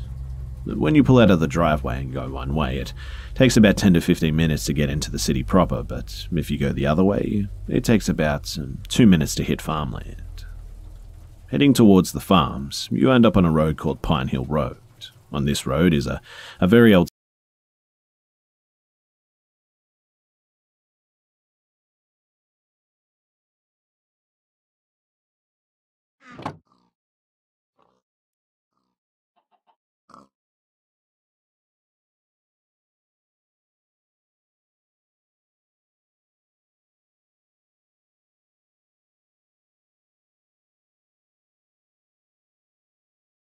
When you pull out of the driveway and go one way, it takes about 10 to 15 minutes to get into the city proper, but if you go the other way, it takes about 2 minutes to hit farmland.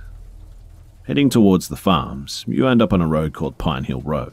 On this road is a very old cemetery with gravestones that date back as far as the 1700s. The cemetery encompasses a square plot of land bordered on 3 sides by trees and by Pine Hill Road on the 4th.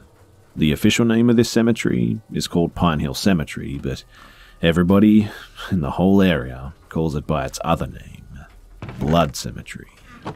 It is allegedly one of the most haunted cemeteries in all of New England. The name derives from the Blood family burial plot, located more or less in the center of the grounds and is where most of the alleged activity arises from. Tangibly, the Blood headstone is engraved with the image of a hand, and it is said that during the day, this hand points upwards towards the heavens, while at night, it points downwards towards the ground. It is said that the ghost of Abel Blood roams the grounds too. It's actually illegal to enter a cemetery at night here, and the police do patrol this area because of just how frequently people try to go in at night to see for themselves and whatnot. I personally have never actually been inside the grounds, day or night, not even during the experience that I'm about to describe. But by the way, too, I've used the real name of the place, so feel free to Google this cemetery all you want. That way, you'll know that I'm talking about a real place with real stories attached to it. And what I'm about to describe to you is definitely no creepypasta. This really did happen to me. I've driven past this cemetery, must have been 1,000,000 times before, day and night, and not once have I ever seen or experienced anything out of the ordinary. That is, not until one night last fall. It must have been around late August, I think, or early September 2017, when summer was on its way out and fall was just starting to let everyone know that it was on its way.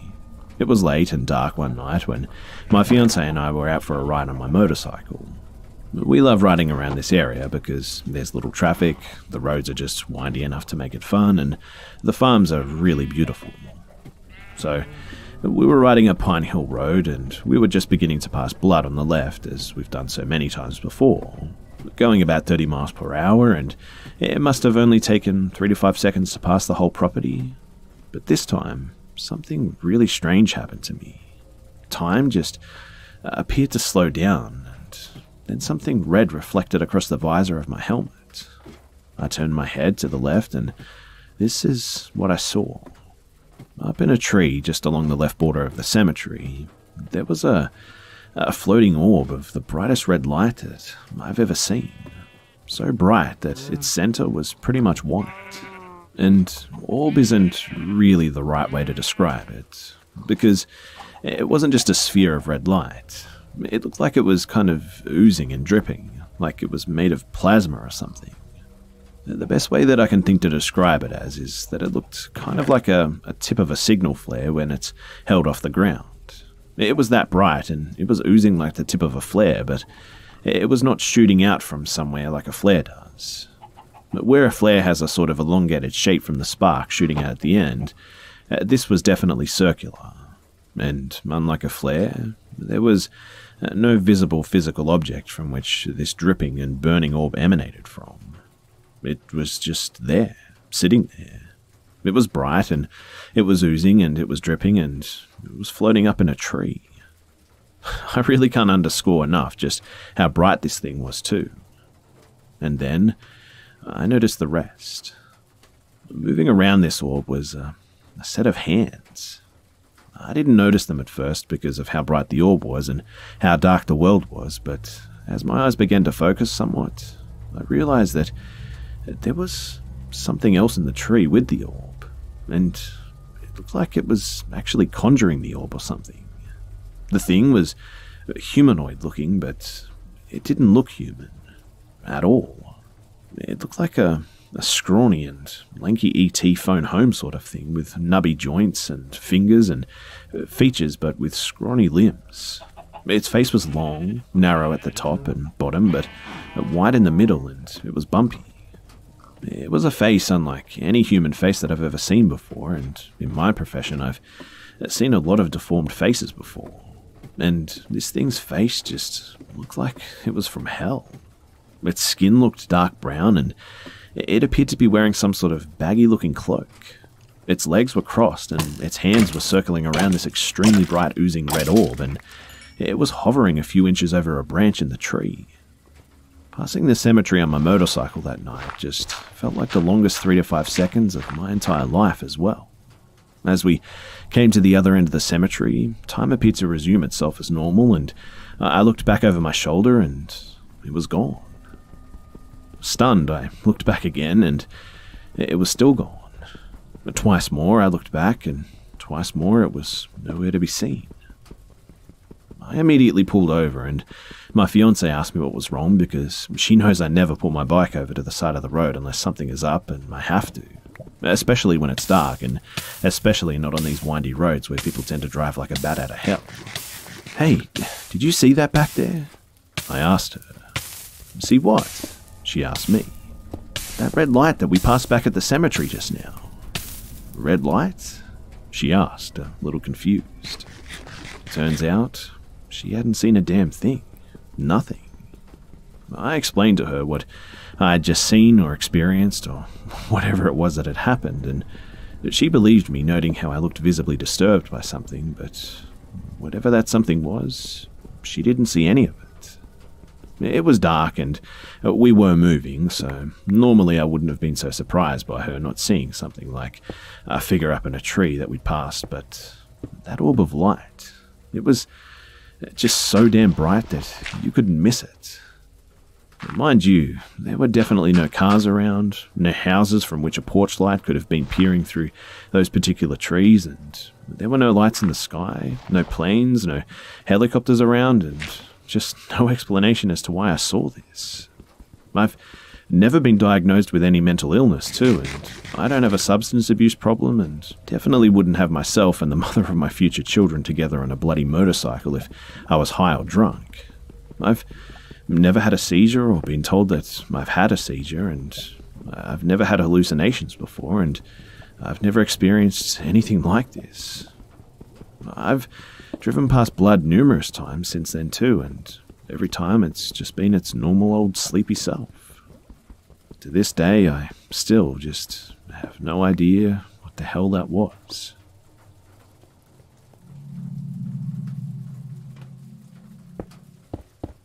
Two years ago, I bought a house and I stayed there by myself for 2 weeks before my roommate moved in, and during this time my brother was staying with me because, well, the house is haunted.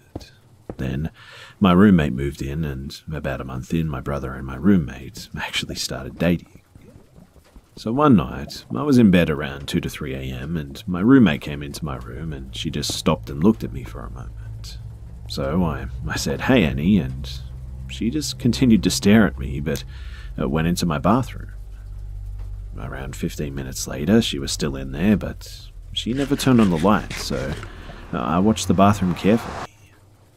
Around the time of me staring at the bathroom, my brother Aaron came into my room and said, "Hey, did you hear that?" So I turned my attention towards him and said, "Hear what?" And then my roommate came out from behind him saying, "Downstairs." I looked at the bathroom and then at her and said, "When the hell did you get out of the bathroom?" She looked at me like I was dumb and said, "I never left my room." Well, obviously, my jaw dropped, and I explained why I thought that she was in my bathroom. My brother then interjected and said that the cabinets slammed downstairs, and they came upstairs to tell me about it, and I was in disbelief. I was completely and utterly shocked, so my brother told me to stay there and went downstairs to slam the cabinets to kind of see if I could hear it again, and I heard it that time, but I didn't hear it the first time for some reason. But another incident happened a few months ago, which has really creeped me out. My roommate was asleep and was having a nightmare and woke up crying, but she was pretty silent, and I was in my bedroom watching Supernatural and hadn't left my room in hours.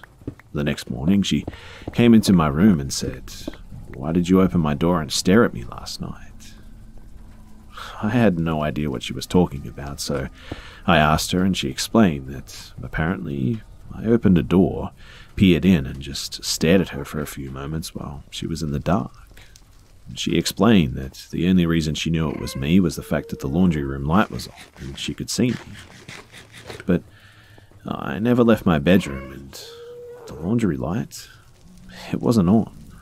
And I didn't hear a door open or anything, so I have no idea what's going on.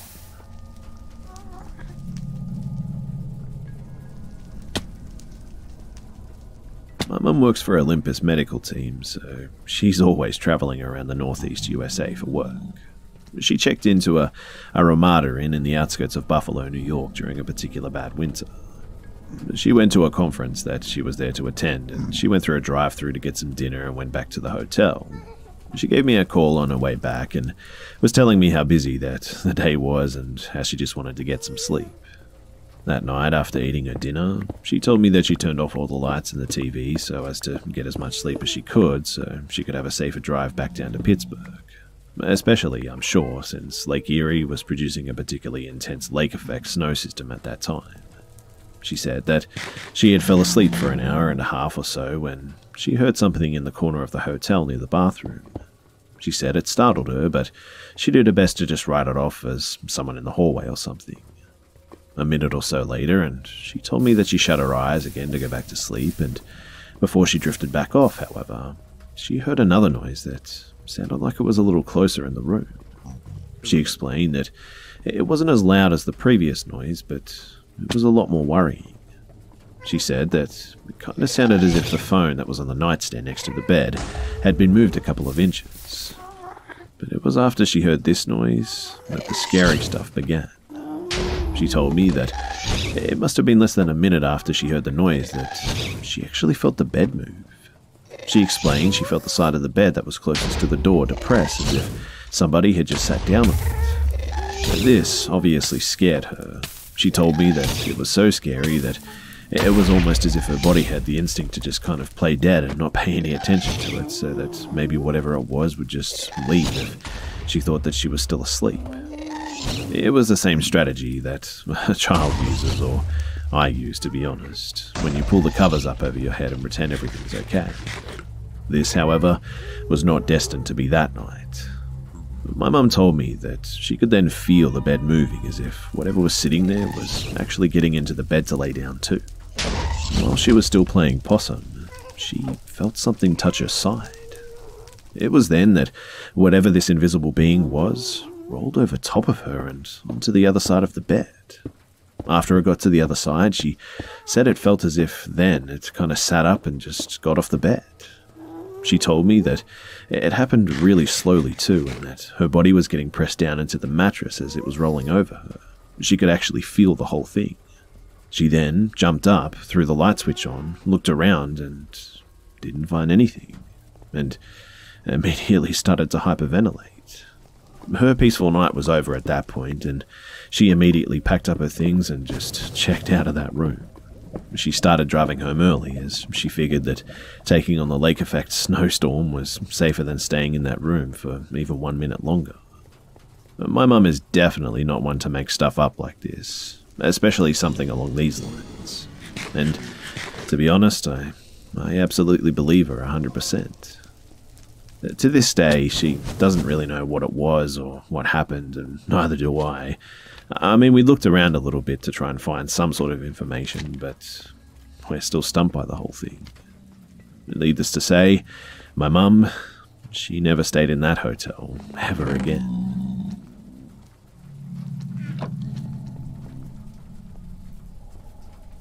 In 2004, my family and I moved into a house in a town that we weren't really familiar with. My mother, myself, then 15, and my 2 young brothers loved the house from the get-go, though. It wasn't big from the outside, sitting terraced, connected to the 2 houses at the side. However, it was in a lovely cul-de-sac, so it didn't have much traffic, and right outside our door was a fenced area that kids could play football in. On the inside of the house was very spacious too, and it had a really nice feeling, if you believe in those sort of gut feelings anyway. After moving in, we met the neighbours and got familiar with the area. Sitting across from the cul-de-sac, right as you came into it, was a large 4-story building that looked pretty old. On the top at the front, the opposite side to our house, it read Royal Infirmary. Some of the buildings were built in the 1830s, however, it was started as a full infirmary in 1905. There was another large old building sitting to the left of that building, and it sat slightly behind some of the houses in our cul-de-sac.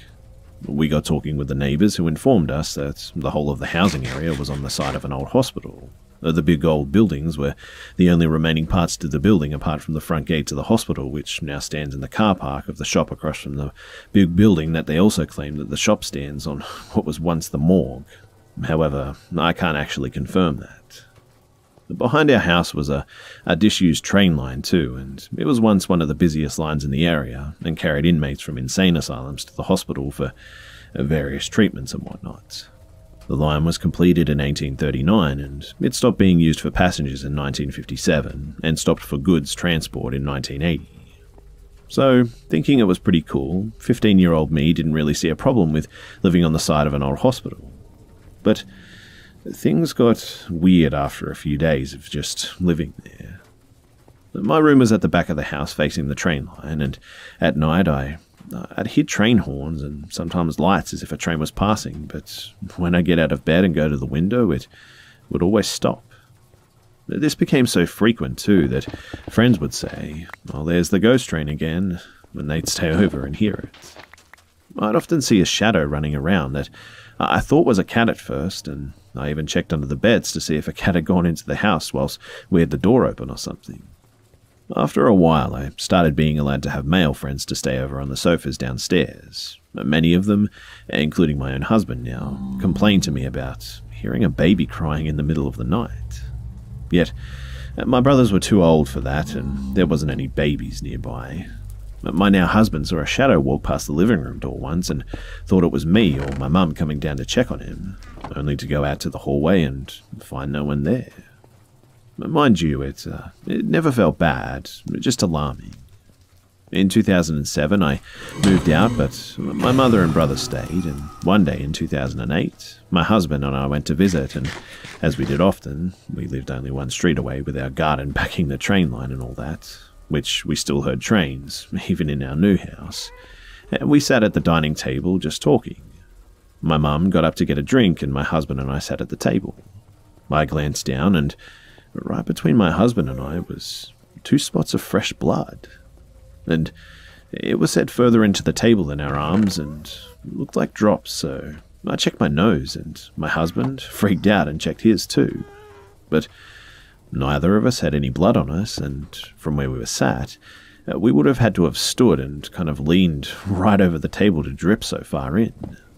My mother was really freaked out too and cleaned it up, and we all just kind of sat there awkwardly, not really knowing what to say. After the blood incident too, I got talking to someone that once worked in the hospital. She stated that there were apparently some houses here once too. One was the maternity ward, and they apparently at one point, before her employment obviously, had a cat to help with pregnant women relax. And that certainly did account for the shadow cat, the crying baby, and I guess to a degree the blood too. My mother had heard the train sometimes too, and had seen the cat shadow as well, and the baby crying herself a couple of times, but never really knew what to say about it. Just that she didn't want my younger brothers to find out, or they'd never sleep again. She moved out a few years ago, but we all still agree that whatever was happening there wasn't bad, just really creepy.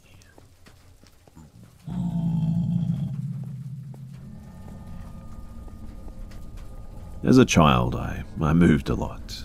My mother could never really settle down in one place, and although we'd often leave my hometown, we'd always end up back there, and this time was pretty much no different. I was 10 and we had lived in a different town with my mother's boyfriend. However, they broke up after a very abusive relationship, and after living in a woman's shelter, my mother grabbed the first house that she could find back in our hometown. The house was a pretty small and normal house for a cotton mill town, Darwin, UK. It was a terraced house, small, with 2 small bedrooms, dining room, living room, and an extension with kitchen, and at the very end of the kitchen, the only bathroom in the house. My mum's sister C lived only 2 streets away with my 6 cousins, so I was really excited to be back with them after living in another town where I didn't know anyone. We moved in without even looking at the house, as Mum was just so ready to be out of the shelter. At this time, my mother was also about 5 months pregnant with my brother, and I think that she just wanted to find somewhere to settle, ready for his arrival too. Now, the house wasn't in good condition. It had really bad damp, and it smelled so strongly of damp that it almost made me gag sometimes. The carpets were old, it was a rental, and the wallpaper was just falling off the walls everywhere. But a home is a home, I guess, and it was better than nothing. The first night was really scary, though. And I'd been used to moving around, so I was used to the first night nerves, but this just felt different this time. My room was really small, just enough space for a single bed to go along the wall, so my feet or head, depending which way I'd decide to sleep, would be pretty much against the door frame. I decided to sleep with my feet by the door so that I could keep an eye on the door, which was open as my mum had asked me to leave it open so that she could check in on me. And the whole night I sat under my covers with my eyes firmly on the door, and I could just feel someone watching me. I don't know if you've ever got that feeling before, but I didn't get any sleep that night.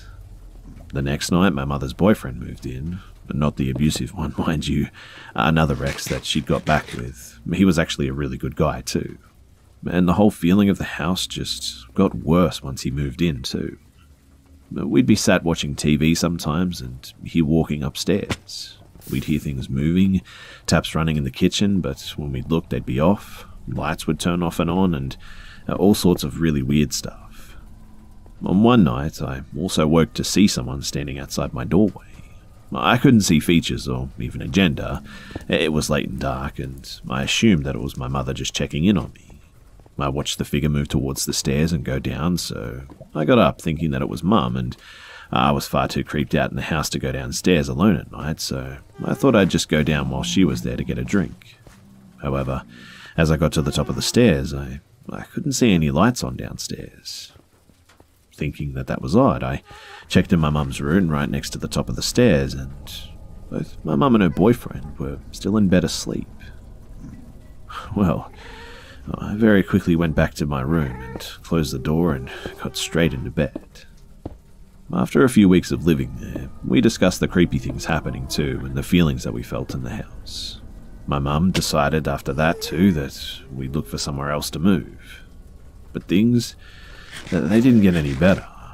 I mean, my mum's boyfriend had things thrown at him in the house and heard breathing in his ear one night when he fell asleep on the sofa and all sorts of just really creepy stuff. But moving day came and the men in our family decided that they'd do the moving.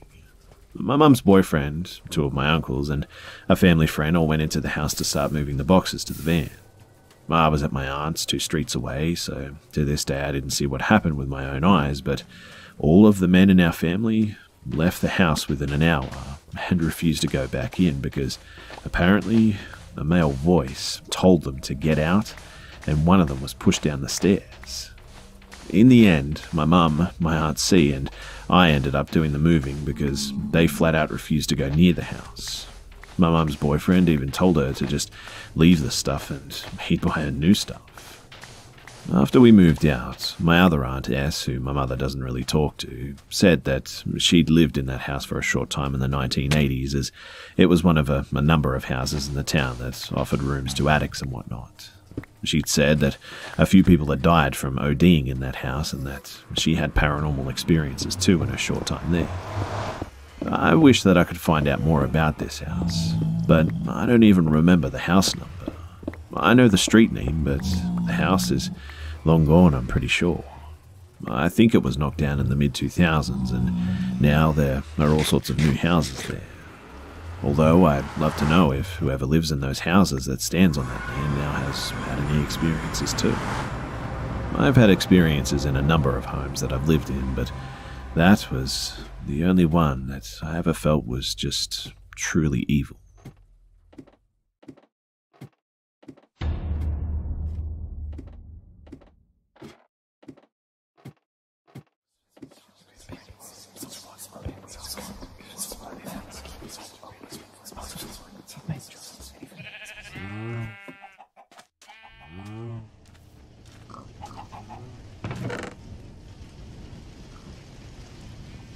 But my mum was a single parent, and as such, she worked almost constantly and was nearly always tired. And so she was not the most present parent.